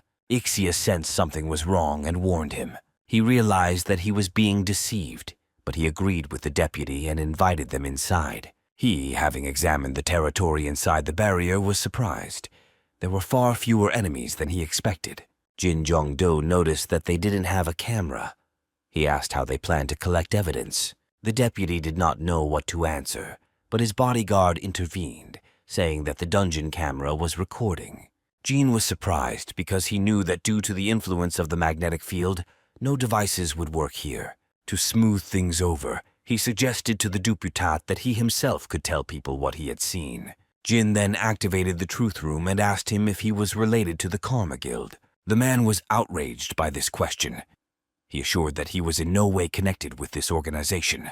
Jin realized that the deputy was simply being used. When it was the bodyguard's turn, he couldn't say the right words. Jin noticed that the same thing was happening to the deputy as to the captain of the team, saying he. The guard, meanwhile, rushed at Jin, but he successfully repelled the attack. It turned out that the bodyguard wanted to stage an attack in order to eliminate the deputy and weaken Jin's influence. The man admitted that he had put a self-destruct mark on the deputy's body. Jin, using his abilities, recognized the mark and deactivated it. The guy struck the enemy, promising to find and destroy all members of their guild. The man was scared. He didn't have the strength to defeat Jin Chondo.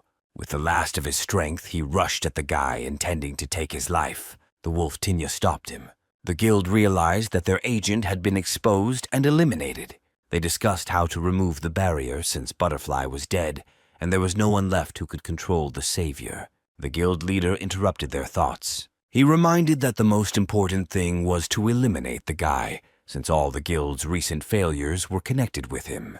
There was a prophecy that one day the greatest enemy of karma would appear, a man who would bring destruction upon them all. They began to suspect that Jin Chondo was the enemy. Realizing that they could not deal with him on their own, the leader ordered that surveillance of him be stopped. Until their owner returns, they must hide so that they cannot be found. The clearing of the rift was going well, and the team members honed their skills. Heshik was confident that by killing a few more monsters, he would increase his level. However, Jin explained to him that it was not that simple. Heshik noted that now he does not need to contact the Awakener to find out his level. Meanwhile, Tinya asked Jin Jongdo to help her with Seo-yoon. She, being a strong she-wolf, felt discomfort from the girl's behavior. However, Seo-yoon treated her to a treat, and while Tinya enjoyed the treat, she watched her with affection. Jin Chondo was glad to see that they had found common ground. Suddenly, he received a notification that he had reached level 99. To further increase, he needed to perform a special feat. The guy ordered the team to stay put, and he himself went to explore the surroundings under the pretext of searching for monsters, but in fact intending to use the Infalore. The Infanterie gave him a green capsule with instructions. Turn your head to the left. After doing so, he saw Winry Makina, who admitted that she was looking for a place to have a private conversation. Jin Chondo asked Winry to transport him to another world to undergo a special test. Winry explained that the test would take place on Earth. It would involve defeating one of the great yokai. Jin Chondo didn't know what yokai were. Winry explained that, unlike monsters from other worlds, yokai are creatures born on Earth. Most of them disappeared with the development of science, but some survived. They coexist peacefully with humans, but there are those who are too strong and can only be sealed. Jinchondo's mission is to defeat one such yokai whose seal has recently weakened. Winry recommended that he fight this particular yokai. She suggested leaving the key to the mountain with the people who remained, and warned that this yokai was no weaker than Khaled, urging him to be careful. Meanwhile, in the mountains, people tried to stop the creature that was trying to escape. They discovered that the seal had been weakened by the intruder who killed the guards. The door couldn't withstand the pressure. Ryu Serin asked the lady about the monster's origin, to which she replied that it was Pulgasari, a yokai with the face of an elephant and the body of a hippopotamus, known as the Metal Eater. The lady explained that 1,000 years ago, their ancestors used the power of the Korean peninsula to create a seal and seal Pulgasari in the eastern Korean mountains. However, the sealed Pulgasari drew energy from the seal and grew, becoming a powerful yokai. The men noticed that the amulets were gone, and if things continued like this, the seal would disappear completely in a day or two. Ryu Serin suggested calling in troops, but the lady refused, fearing great casualties. When an ancient monster that has been starving for 1,000 years is released, it will lead to disaster. The lady felt the approach of a dear guest at the foot of the mountain. She was sure that he was the one who would help resolve the situation. Jinchondo stood at the foot of the mountain, contemplating the power of the great yokai he would have to fight. The lady warned him to be careful. They did not know what kind of animal the Pulgasari had turned into. She gave him an amulet to seal the beast for 100 years if anything went wrong. Jinchondo promised not to let us down. Entering inside, he met a huge beast. Using the black card, the boy downloaded the identity of Lancelot Dulac and prepared for battle. The monster destroyed everything around it. Without a second's hesitation, Jinchondo rushed to attack. Lancelot advised him to climb onto the monster's back. He jumped nimbly, but his blows could not penetrate the beast's tough skin. Next, Jinchondo used the sword Azure, which ignored the enemy's defense, but even it did little damage. Remembering that the beast was vulnerable to fire, the boy used the flame crystal and tried to hit the Pulsagari. The beast threw him off. He was agile for his size. Pulsagari threw rocks around, trying to knock his opponent off his feet. Lancelot regretted that they did not have containment or fire magic. Then Jinchondo used the dual summon skill and summoned Liu Shan, who had the evolution skill Lucky Credit. Liu Shan passed on his luck to him, which was worth the loss of status points. Thanks to this, Jinchondo drew a black card of a lucky hero, the wizard Merlin. Merlin and Lancelot were linked characters, and the guy received bonuses for using them. The wizard cast an ancient confusion spell on the monster, immobilizing it. After that, Jinchondo delivered a powerful blow. Next, Merlin used the heavenly flame spell. The monster caught fire. Jinchondo finished the fight with a blow from Clarence' sword and defeated the monster. Its level has increased several times. The girls were worried about Jinchondo, but he soon walked out the door. The lady was delighted, thinking that Pulgasari was sealed again for 100 years. However, Jinchondo revealed that he had killed him. He was holding the mythical essence of the monster in his hands. The lady was surprised that he was able to get it. There was no master on earth who could work on it. Then Jinchondo remembered the dwarves. When asked about other great yokai, the lady mentioned one in Japan, the snake Orochi. Jinchondo marked her as the next target for armor creation.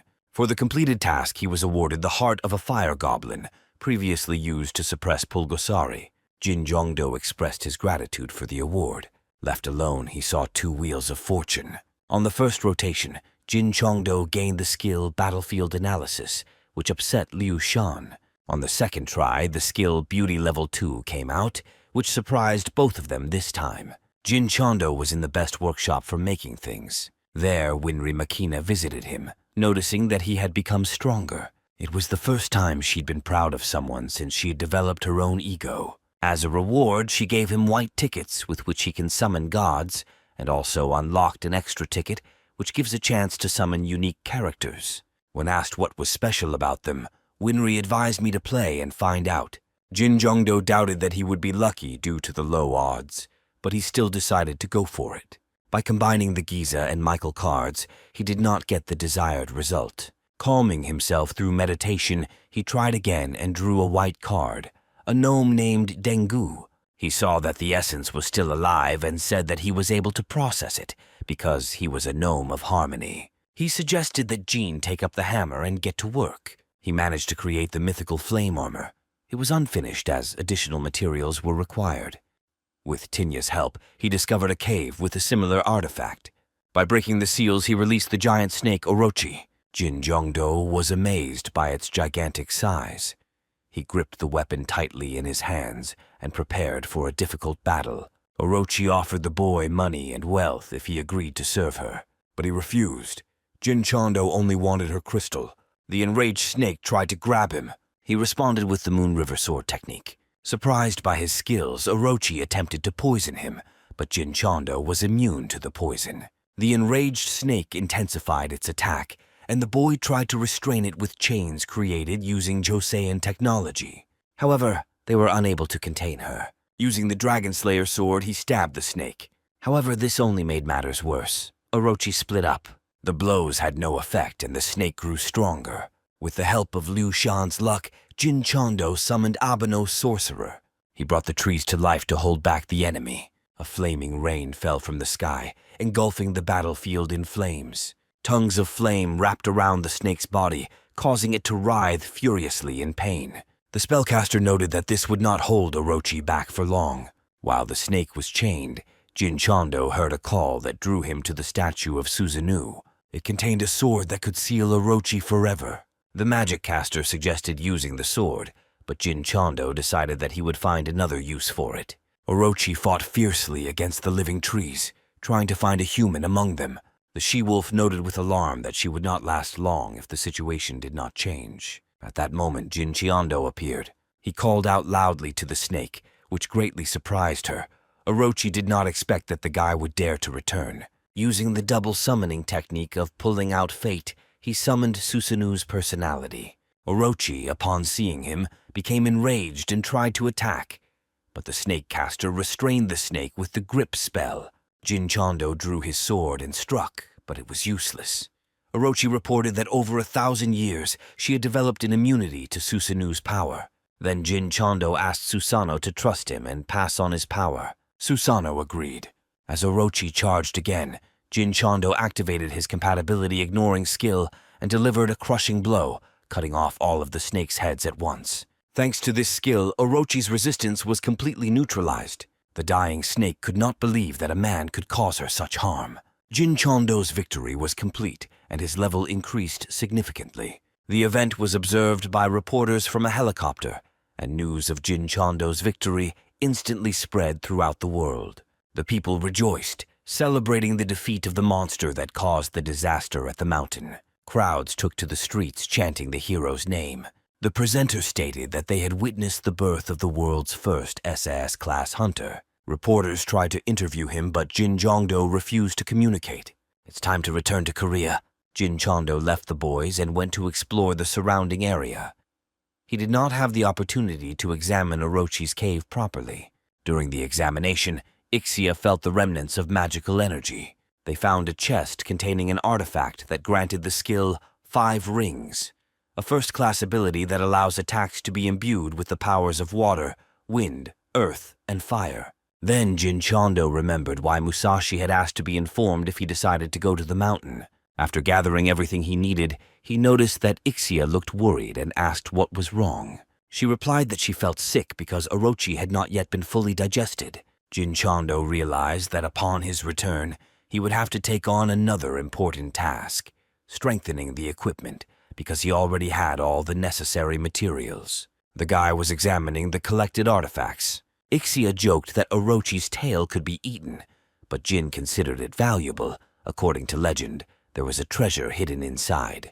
After cutting off the tail, he discovered the divine sword Orochi, capable of destroying even gods. However, he doubted whether he needed another sword since he already had the King of Arms. At that moment, the dungeon of the gnomes opened and Jin went inside. He was met by a disgruntled dwarf, Giz. The other gnomes greeted Jin, treated him to beer, and asked him about the purpose of his visit. He showed them ancient artifacts, and they recognized in them the power of divine origin. Before starting work, the gnomes offered Genie a test, a game.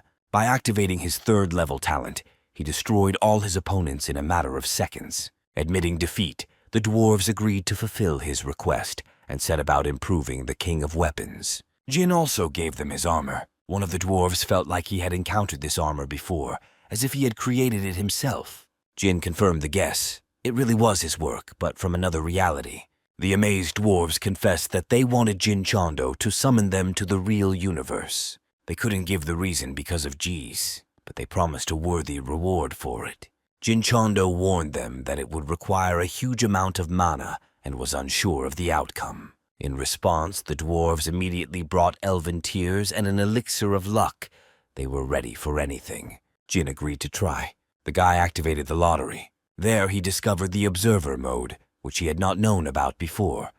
To add excitement, he turned it on. The gnomes watched the process with anticipation, but the first attempt was unsuccessful. A quarrel broke out between the gnomes. Luck had failed them. Giza asked if there was another way to send them to the true universe. Jin admitted that there was a skill that would instantly increase his luck, but using it would cost him his status. However, the dwarves insisted. They brought a rare elixir that increased status in one use. The dwarves were hesitant about making such a sacrifice, but Jin inspired them with his example, reminding them how close they were to their goal. Amidst their screams, he drank the elixir and was given 3 more tries. The first and second cards were black. The last one remained. Having pulled himself together, Jin declared that he was lucky and received a white card. The goddess of minerals, Leyland Bright, has appeared. The gnomes immediately recognized her and fell to their knees, asking for forgiveness for the mistakes they had made. She reminded them that they must decide their own destiny and not cheat by trying to deceive the universe. In gratitude for his efforts, Gise allowed Jin to select several items from the offering room. There he found another bottle of elven tears. Guys approached and offered to drink it and try his luck one last time. The next day, Jin and his friends went to the association with the goal of creating their own guild. His former boss, Choi Choi-lyun, was in charge of the paperwork. Jin put him in charge of managing the guild. The guy remembered that he hadn't thought about the most important thing, the name of their organization. Soyeon suggested her option, SSS Guild. Everyone liked her idea. To ensure that there were no secrets between them, Jin decided to tell his friends about his abilities. But friends already guessed something like that. The guy also told them about an infolore that provided information about the future. Wanting to demonstrate to his friends the principle of its operation, he activated it and received a white capsule for the first time. The information stated that the disintegration of the Earth's crust was accelerating. The real universe was ready to provide important information for the Earth, which had chosen a new path. Jin Jongdo learned that the third disintegration would begin in 10 days. The exact coordinates of the location were also provided. 10 days passed. Jin stood at the entrance to the dungeon. He was wearing the flame armor of immortality and holding the King of Weapons. Full of determination, he headed inside. Jin Jongdo was in the sky. There were countless enemies below him. Landing on his feet, he set about destroying them. Realizing that the battle would be difficult, since the dungeon was SSS rank, he decided not to waste his energy on small opponents and focus on the boss. He activated the infolore by choosing a random progression and received 3 diamond cards. As a reward, he was allowed to choose a top-level personality. Jin chose Richard I the Lionheart. The enemy army did not have time to understand what was happening, as he burst into battle with terrifying power. Soon a boss appeared on the battlefield. Ramon, the temporary commander of the 5th Corps of the Demon Army.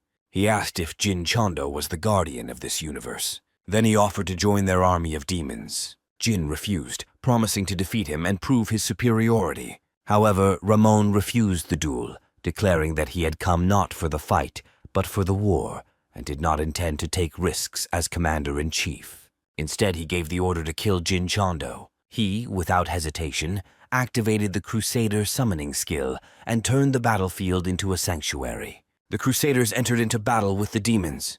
Following them, Jin saddled his warhorse and rushed into the very heart of the battle. Jin Chondo cut a path through the enemies, leading the army. While fighting on horseback, he used Orochi poison against his enemies.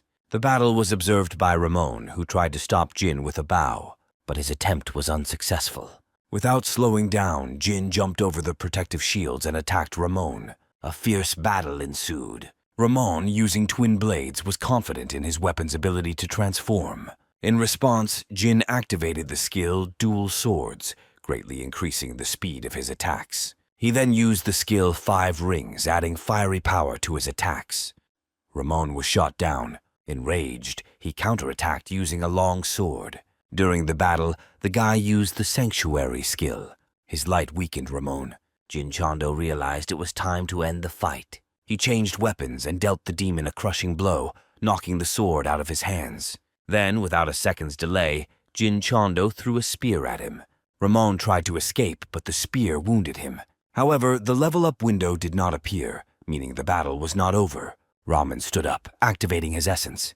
His level reached a staggering level. Recognizing that victory was Jin's due to him having to use the sealed power, he ordered his army to retreat and promised to return during the next invasion. Jin struck at the retreating army, forcing the demon to become distracted. Ignoring the rules of the universe led to the destruction of Ramon's body. At the insistence of the troop commander, he headed towards the gate, but Jin still managed to wound him. Ramen disappeared, but Ixia saved the coordinates and promised that they could open the gate later. Jin Chando promised to go after the demons himself when the time came. The invasion was stopped. After completing the quest, Jin Chando returned from the dungeon and discovered that 5 days had passed since his absence. The team was concerned about his absence. He assured his friends that he was fine. From Chol Yun, the guy learns about the appearance of a new dungeon, where monsters act in a coordinated manner and resemble demons in appearance. He also reported a spot in England, but local authorities are refusing their help. At home, Gina is visited by Winry Makina. He asks her questions about the differences between the real universe and its copy.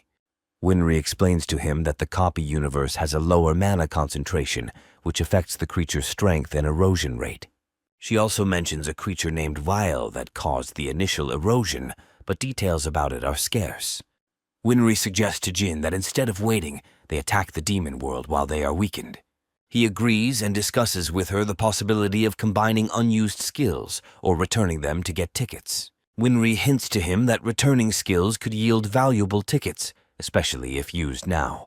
Jin decides to take advantage of this opportunity. The next day, in an elevated mood, Jin Chando asked Ixia to open a portal to the demon world.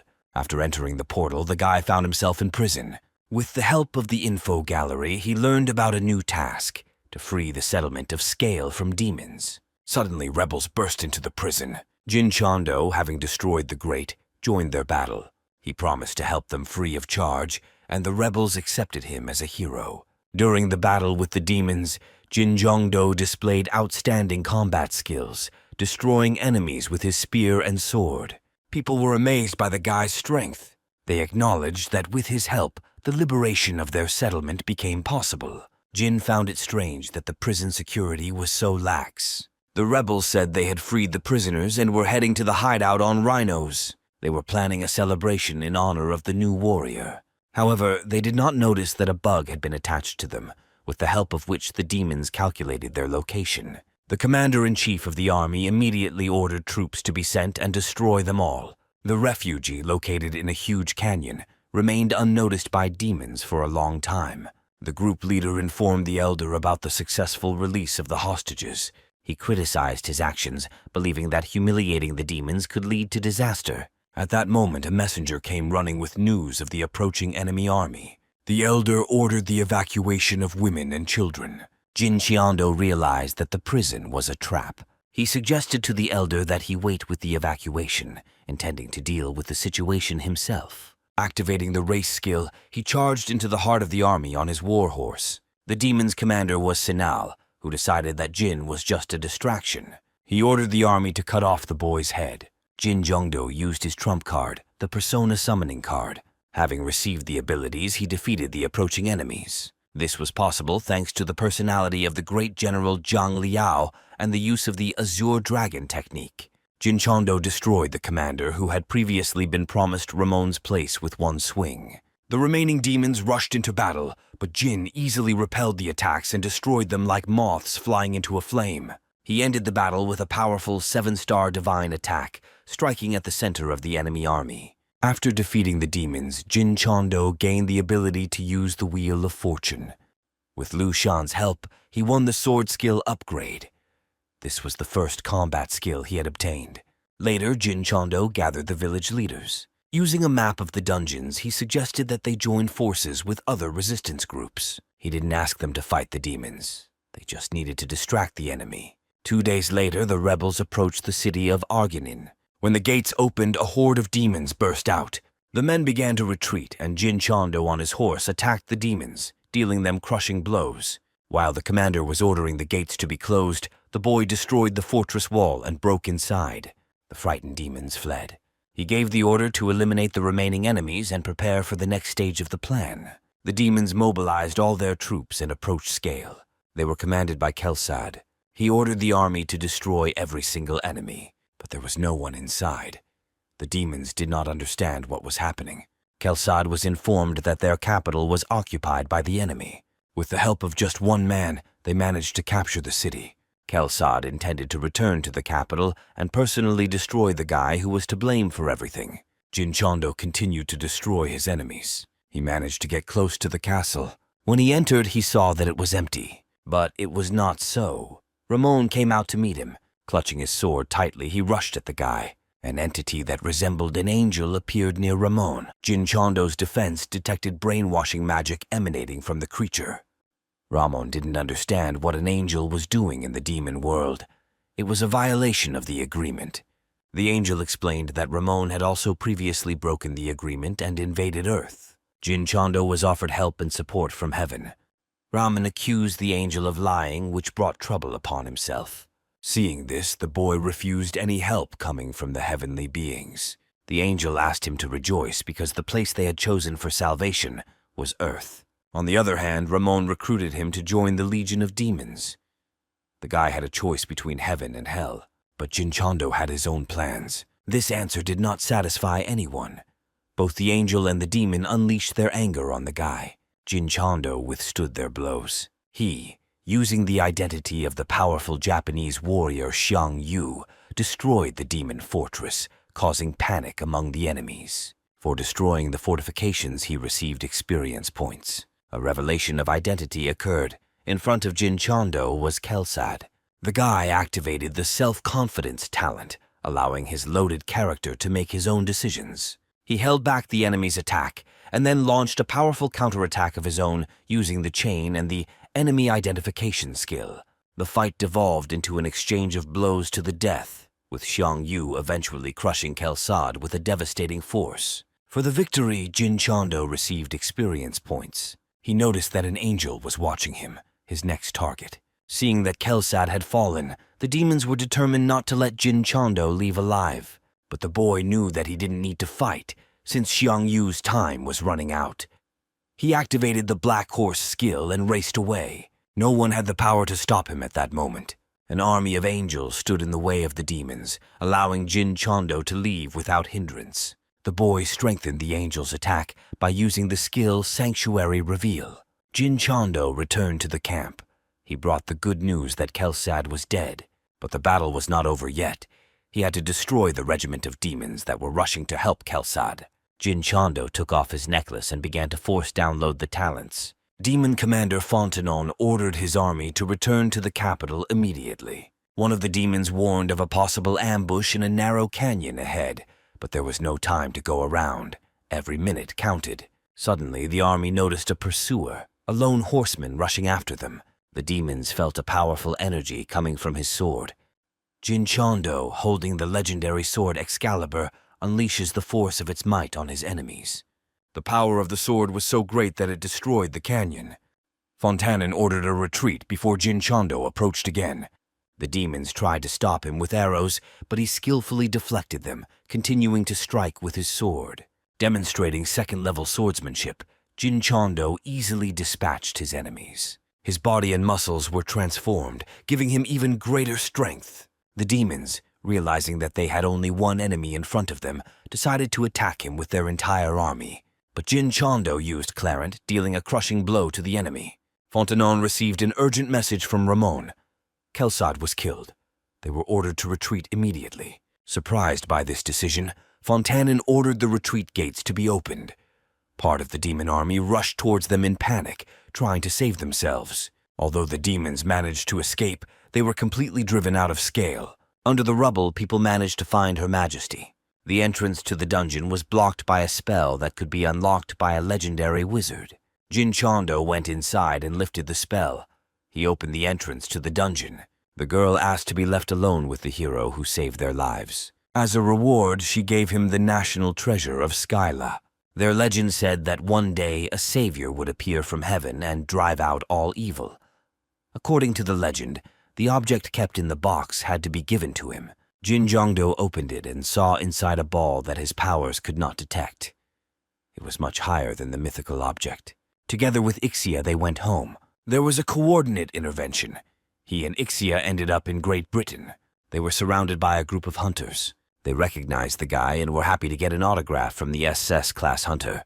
Jin explained to them that he ended up in this place after completing the dungeon. The hunters took this as a sign from above, believing that his appearance here was not accidental.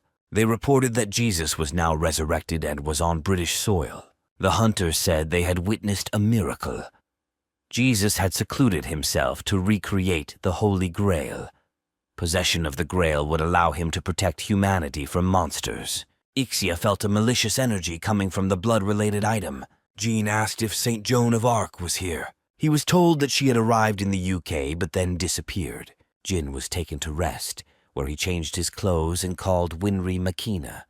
He told her that he had some questions. Winry agreed to answer for a fee of 20,000 points. The boy asked me to tell him about the Holy Grail. Winry explained that the Grail was a device that allowed beings from the upper universe to enter the lower universe with impunity. It is created by mixing half the blood of a person from heaven and half the blood of a person from the universe that heaven is trying to invade. This fusion requires the two beings to be of similar nature and their mana to be superior. Jin realized that Joan of Arc was perfect for this purpose, and her disappearance was no accident. He didn't know how to find the saint, but Winry hinted at using a skill enhancement potion. As she parted, she wished Jean good luck. Meanwhile, Joan of Arc was fleeing from the men who were pursuing her. One of them tried to hit her, but she activated the protective dome in time. Jeanne was confused. She did not understand why the Knights of the Round Table were attacking her. Suddenly, a man appeared and apologized for their rudeness. Jeanne recognized the Lord in him. He said that with her help they can save the earth. To do this, they need her heart to stop the devil. The knights were outraged. They thought that only a little blood was required. In prayer, Jean called upon Jin Chondo for help. Her prayer was answered. The boy, having strengthened his summoning skill, came to help. He explained to the girl that he felt her calling and was able to quickly find her. The being who introduced himself as Jesus turned out to be an imposter, the earthly angel Lowell. Due to the dimensional penalty, he and his minions were unable to use defensive skills, giving Jin a chance to win. Lowell attacked the guy. Jeanne tried to protect them with her holy shield, but to no avail. Jin activated the Vessel of Fortune artifact and downloaded Liu Shan's identity, hoping to obtain a powerful card. Lowell attacked again, but the boy used the legendary magic of the cross shield. He used the identity of Galahad, a knight of the Round Table whose chastity and purity made him a worthy recipient of the Holy Grail. With a shield in one hand and a sword in the other, Jin threw Lowell back. After that, he destroyed his minions. Lowell, realizing Jin's power, ordered the knights to kill him. The knights, not wanting to harm the saint, suggested that Jin retreat. The guy refused and moved them out of the way. One of the angels was still alive and asked Lowell for healing, but he destroyed him. Jin Jongdo was shocked to see an angel destroy his own minion. This cruel act on Lowell's part allowed him to awaken his true power and take on another form. However, the violent awakening of the holy blood led to his body being destroyed. When the soldiers tried to approach Lowell, he tried to destroy them. However, Jin Chondo used his shield in time to protect them. The knights who had previously pointed their swords at him did not understand why he was saving their lives. Unlike monsters, Jin Chondo believed in the value of life and was willing to protect it. Lowell's anger only grew stronger. He believed that Jin Chondo had ruined all his plans, and he understood that such a strong opponent could not be left alive. The angel unleashed all of its power on him, and Jin Jongdo could barely contain it. The power was too much for him. The boy only had a few defensive spells left. He doubted he could hold out until Lowell's body was destroyed. At this point, Galahad advised him to throw the shield at Lowell. Jin took the advice and kicked the shield towards his opponent with all his might. Lao was thrown far back. Jin Chondo, without wasting any time, went after him. The boy warned the knights that if they touched the saint with a finger, he would deal with them. Lao was shocked by the force of the blow. He acknowledged the fact that Jin Chondo was a strong opponent. The angel decided to use his magic. He declared that the victory would be his if he could withstand his next blow. However, Jin Chondo doubted whether he could cope without a shield. However, he decided to strike first. Ixia warned the boy that Lao does not use offensive magic. He uses alteration magic. But it was too late. Lao used his magic and disappeared, leaving Jin Chondo with nothing. Using his magic, the angel moved to another location. He was going to look for another saint and complete the creation of the Grail. Lao was informed that his role was now over. He turned around, trying to understand who said these words. Lao was destroyed in one blow. The woman who did this left no trace. Lao did not understand why he was punished in this way. Jean did not consider the knights to be guilty of what had happened. She knew that Arthur had no choice. His wife was seriously ill, and Jesus promised to heal her. The saint promised to help him and do everything possible to heal his wife. The man was grateful to her for her kindness. Jin Jongdo was worried about Seo Yun. Being a saint, she could be Lao's next target. The girl assured him that she was fine. After Seo Yun's call, Jin Chondo opened the dungeon to deliver the new artifacts to the dwarves. He showed them a rare item, a reward for a raid into the demon world. The gnomes explained that this was a unique opportunity and asked to leave it to them, promising to do something special. When asked about the timing, they replied that he could return at any time. Soon, Jin Chondo received a guaranteed X-class ticket, which made him interested in characters of this class. He felt a surge of energy. This was his reward, the grant of level 3. The next day, he and Jean went to Arthur's wife. Arthur was very grateful to them for their help. At the hospital, Jana tried unsuccessfully to heal the woman. Jin scanned it and found Laowel's curse on it. He offered to help, having the skill Curse Cleansing. The guy ordered to bring him all the potions that restore mana, intending to free the woman from pain in the near future. Jin Chondo activated his skill. Healing required a lot of effort. He hoped that he could cope with Galahad's skill, but the curse did not want to let the girl go. It penetrated deeper and deeper into her and threatened to kill her. Joan of Arc came to his aid. By joining forces, they lifted the curse from the girl. She woke up, and Arthur, barely containing his emotions, hugged his wife. Jin received a reward. The effect of tracking the one who cast the curse was activated. He saw that the Earth Angel Leoel, a level 300 monster, was dead. The unknown variable made him anxious. Arthur's wife apologized for her husband's behavior. She admitted that she needed to close the dungeon spot. The girl asked Jin for help. He had his own interests in this place, and he agreed to help her. Arthur was worried about his wife's condition, but she assured him that she felt fine. Together they headed towards the dungeon. On the spot, Jin explained to his companions. In order to close the spot, it was necessary to defeat its guardian. It turned out to be Behemoth, a nightmare monster that had previously killed many people. Arthur asked Genie to buy him time so he could fight the monster, but Jin intended to kill the monster himself. He borrowed the king's scabbard from the boy and ran a lottery, hoping to summon the identity of Arthur Pendragon. But instead of him, a girl unknown to him appeared. Arthur tried to take control of the situation and attacked Behemoth first. This only made the monster even more angry. Seeing that the monster could not be dealt with, he ordered his friends to retreat. Jin Chondo took the initiative and attacked Behemoth with a fire spell. The hippopotamus was defeated. The team went underground. They knew that to close the spot, they had to clear the dungeon. The monster they encountered was too weak, so the boss was still alive. The real enemy was hiding behind the gates of the Class 3S lair, emitting mana that opened a portal for alien creatures. The group moved deeper, where they were met by a huge creature consumed by rage. It attacked Arthur first. Jin Chondo used Excalibur to strike, but it wasn't enough. To strengthen the attack, Jin activated Dual Boot and summoned Liu Shan. He used the skill Pulling Fate, and Arthur Pendragon appeared on the battlefield. The kinship between the personalities increased the synergy to the 3rd level, but due to the enmity between them, the efficiency immediately dropped. Seeing that the situation was dangerous, the characters still agreed to cooperate. Arthur's sister strengthened the weapon in the boy's hands, after which Jin attacked the monster. With a combined blow, they knocked him down. The system reported that Jin had uploaded 10 black characters. For this, he received the ability Transcendence, the ability, under certain conditions, to transfer the downloaded character into the real world. Liu Shan proposed a plan. Use the Transcendence skill when he and Jin reached the 10th level of enhancement. They decided to start strengthening without using the skill Borrowing Luck. Jin launched the linking lottery. The first card that came out was a simple one. A girl named Hoseon appeared in front of them, a character with no skills, but with the talent Beauty Level 3. Jin did not immediately understand its usefulness, although he noted its exceptional appearance. He judged that it would be more beneficial to give Joseon's physical body rather than Liu Shan's, and use her talent to enhance the beauty level of other characters, such as Seo Yoon. This idea gave him the idea of using a stabilizing necklace to prevent bodies from collapsing. Meanwhile, Arthur called him to the huge mana stone under the boss's body. The stone belonged to Jin as the winner, and the guild offered to help transport it. However, Jin did not attach much value to the stone, since he had better artifacts. For winning and leveling up one of the black characters, he received a guaranteed white ticket as a reward. The spot was closed, but some of the monsters were still outside. The squad began to survey the surrounding area. Ixia has discovered a previously hidden mana flow.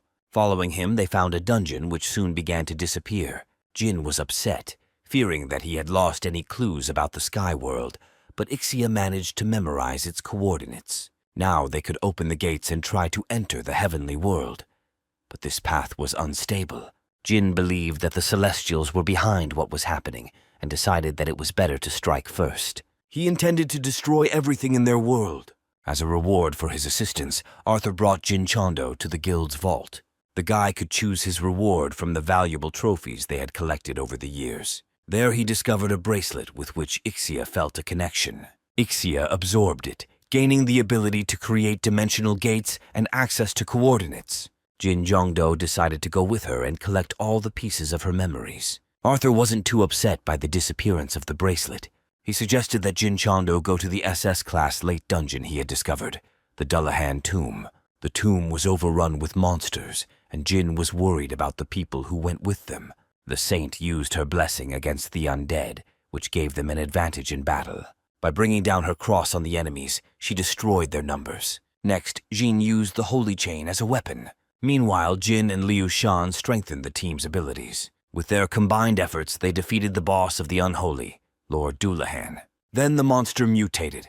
It stole Arthur's abilities and came back to life. Jin Chondo saved the boy, but he himself fell into the clutches of the monster. Using the forced transport skill, he took the monster with him and destroyed it. The movement took place to a place previously unknown to him. A joyful Ixia reported that this was her homeland, a universe called Listinia. She suggested using this journey to find her sisters. Ixia explained that her homeland is not subject to the celestial world.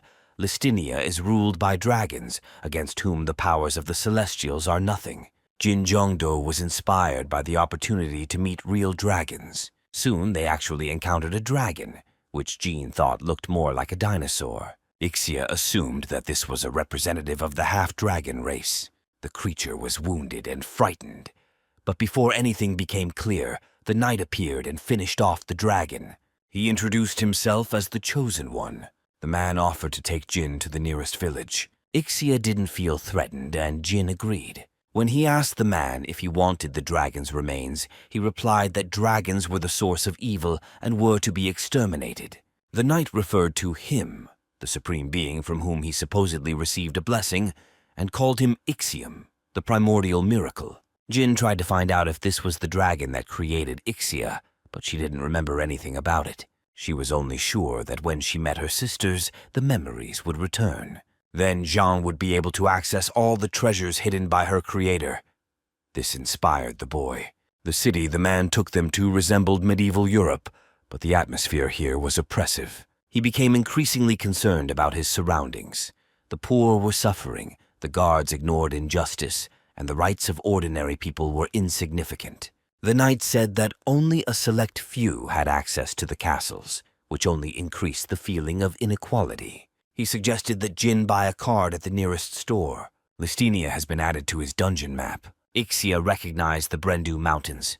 This became their new target. The journey to the mountains turned out to be surprisingly calm.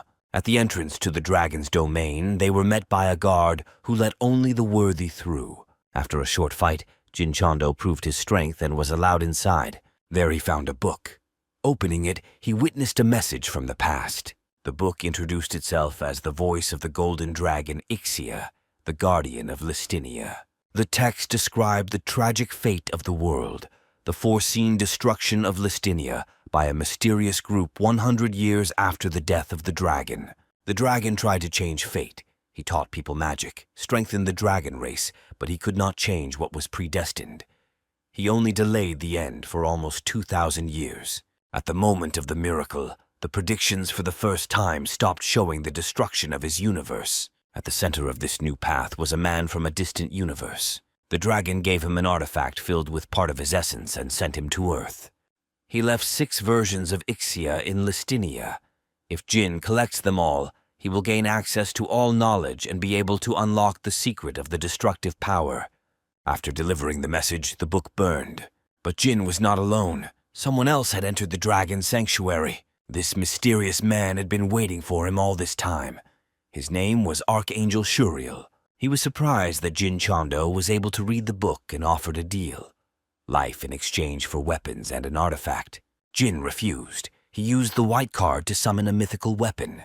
The Archangel's attack backfired on him. Then, activating a move that cancels immortality and using Perseus's power, Jin Chondo struck the enemy. Shuriel attacked in rage, but the boy blocked his blow with his shield. The Archangel's attempt to break the resistance failed. He lost his weapon and Jin dealt him another blow.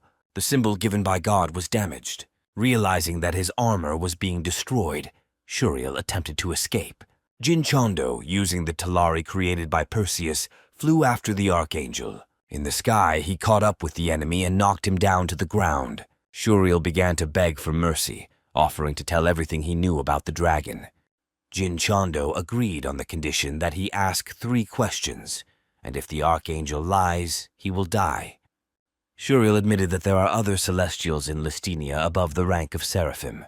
One was in the capital, and he knew nothing about the second. The angel tried to trick the guy and force him to put his hand on the artifact that would destroy him. Jin Chondo destroyed it and dealt a crushing blow to the enemy. After Shuriel's death, Ixia absorbed his artifacts. She sensed the aura of her other sisters and led Jin along with her. As a reward for his victory, he received immunity to petrification and the weapon master skill. Upon reaching the new city, Jin Chondo noticed that everyone there possessed mana. The local awakening ritual piqued his interest and he decided to take part in it. After waiting his turn, he approached a familiar ball that resembled a device for activating mana. The scans showed that it was an awakening artifact with a built-in binding spell, like in his world, where such technology was developed by McDowell. Suddenly, a man approached him, whom Jin recognized as the legendary Ixia. He smelled Shuriel's blood on the boy. Jin Chondo lied when he said he was only helping the wounded. But the man also noticed the trace of Lioel, someone who should not be in Listania.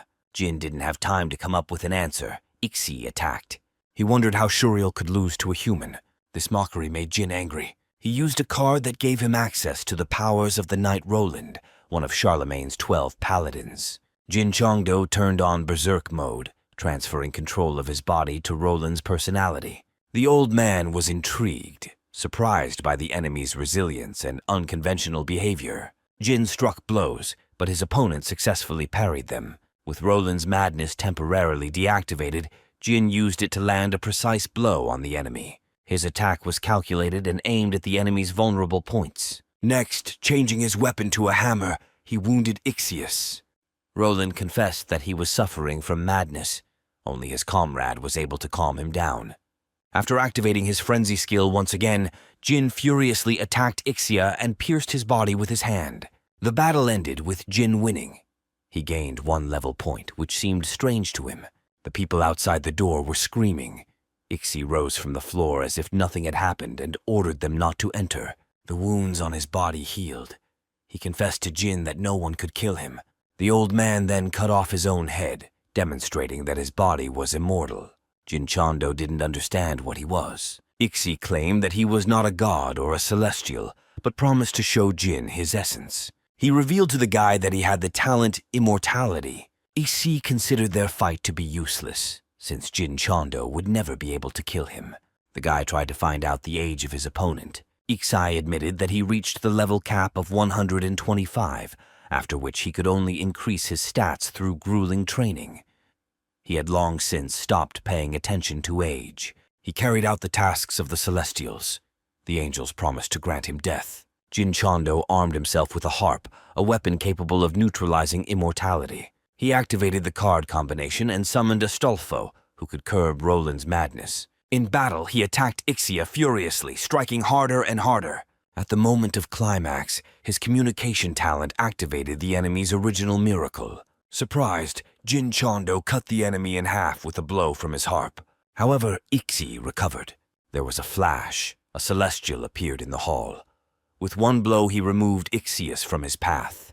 Jin Chondo realized that Siriel was the last celestial in the city. His double summoning time was coming to an end, and Siriel, filled with anger, was preparing to attack. Jin was thinking about using the X ticket when Ixi suddenly stopped the angel, stating that things wouldn't be that simple. Siriel didn't understand what he was getting at until his nose caught the scent of blood relatives. Then he realized Jin Chondo had killed one of them, a bearer of noble blood. This fact threatened the wrath of the gods, because they had been working towards the conquest of Lestinia for many years.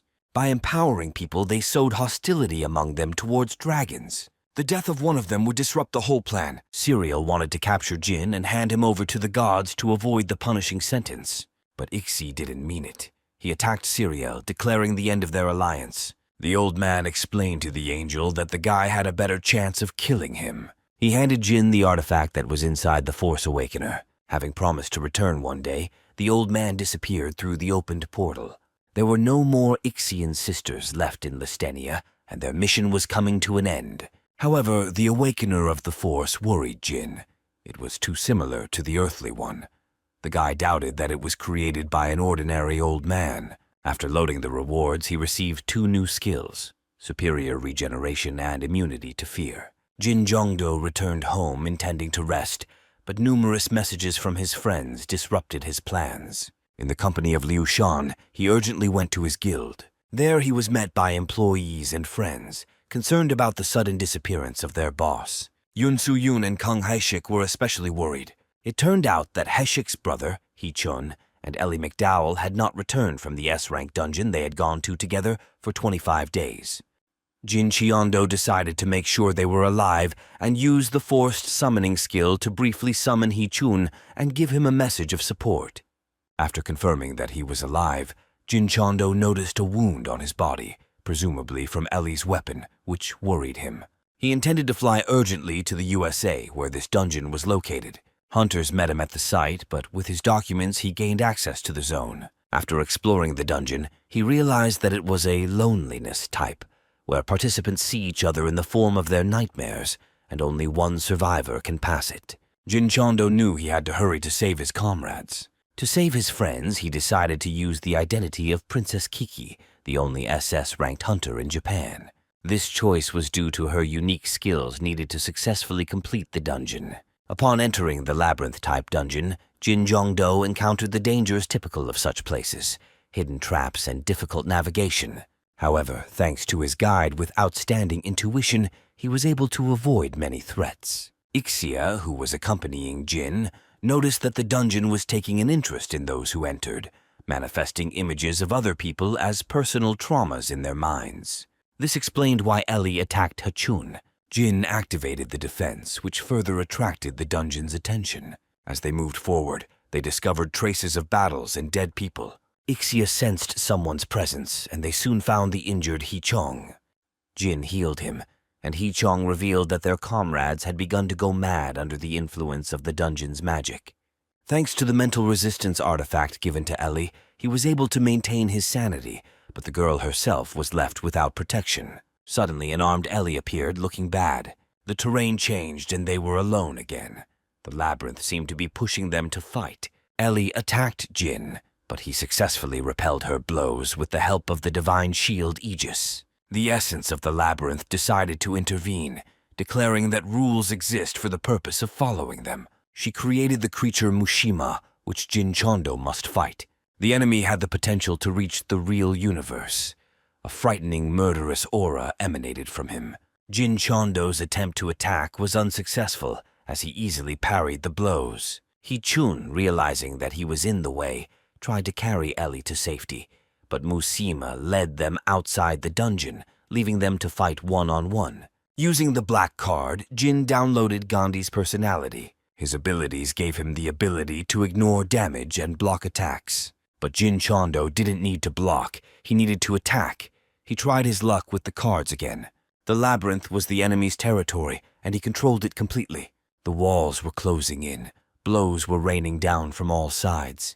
The enemy dealt powerful blows. Jin Jongdo realized that he did not have enough strength to crush the enemy. At this point, Chok Chu-gen offered to take over the fight. Meanwhile, Musima asked the boy a philosophical question. What is more important, natural talent or divine weapons? He challenged Jin Chondo to push his limits and show his full power. The boy refused to give up control of his body to General Chok Ju-gyung, deciding to fight himself. This act earned the general's respect, and he entrusted him with the full force of his combat experience. By activating the hidden skill, Unity of the Divine Sword, Jin gained access to all of Chok Chu-gen's abilities. The opponent accepted the challenge. Their fight flared up with renewed vigor. Jin dodged the blows and delivered precise counterblows, anticipating the enemy's tactics. He began to see what had been hidden before, the martial world of Cheok Ju-gyung. The enemy unleashed a flurry of sneak attacks on Jin, knocking him off his feet. The guy, using his regeneration ability, rose again, shocking the enemy. A philosophical discussion about the meaning of combat techniques broke out between them. Jin believed that rules were important because they led to a goal.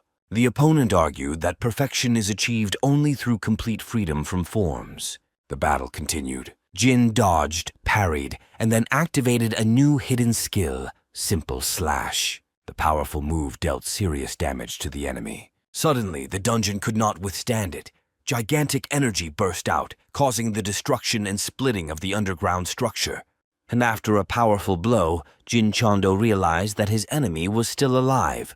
The system did not issue a victory notification. The enemy emerged from under the rubble. Jin gathered all his resolve, realizing that this was his last chance to win. He created a powerful magical barrier of 13 layers.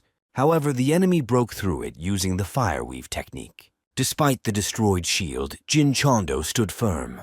The opponent admitted defeat, noting that he also had a time limit. He admitted that he came not to win, but to train Jin, but in the end he himself suffered a defeat. Ashamed of this, he asked the name of the winner. The enemy then acknowledged that the victory and reward rightfully belonged to Jin Chondo. As a reward, the boy received pure blue jade, a heaven destruction technique, and a scroll of movement. This surprised him because, according to the rules, there was only one award. In addition, he was granted the skills third-level heavenly body and powerful cutting attack. These gifts greatly enhanced his abilities and opened up new horizons for development. Jin Jongdo visited Ellie in the hospital. She told him about her past and about the mysterious man who once gave her the awakening stone. Jin began to suspect that this man might be an alternate version of himself from the true universe known as the Veil. This discovery raised many questions for him about the nature of his own being. Chondo realized that when he from the true universe was speeding up the great changes on Earth, he thought that he was doing it to destroy the planet. But by passing on to Ellie the skill of creating the awakening stone, he actually showed her a way to overcome the disaster. The guy didn't understand what the real purpose of what was happening was. Does the real him really want to go back to the past and change the lost world? Jin Chondo, not wanting to jump to conclusions, decided to gather more information first. After arriving home, he called Winry Makina to ask her important questions. Winry warned that it was difficult for her to reveal information that could harm another universe, but was prepared to answer. When Jin asked if his counterpart from another universe possessed the original miracle, Winry was evasive but acknowledged the high probability. According to her, she tried to find this Chondo, but he disappeared from her sight, which may be due to the power of the original miracle, the only one capable of hiding actions even from her. She explained that the true universe's Jongdo was originally an ordinary human and may have gained his talents after being deified. Winry emphasized that Jin Chando gained his abilities solely due to his talent for communication.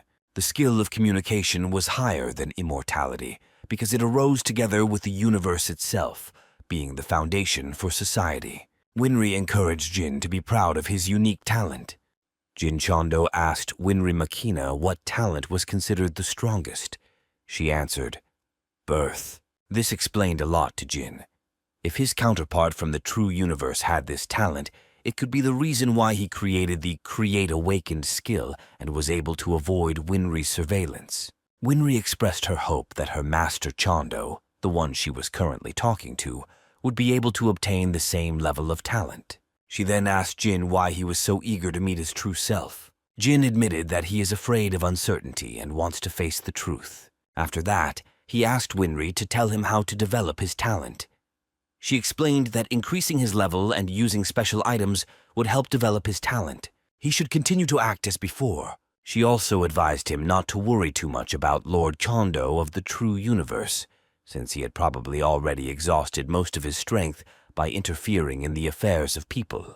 Meanwhile, Lord Chando of the true universe continued to fight. His allies were at their limit. They were about to surrender, but their leader insisted that they not lose faith. He won't let them give up, because if they give up, it will really be over. There are still many battles ahead of them, and if they do not lose hope, they will definitely manage to survive.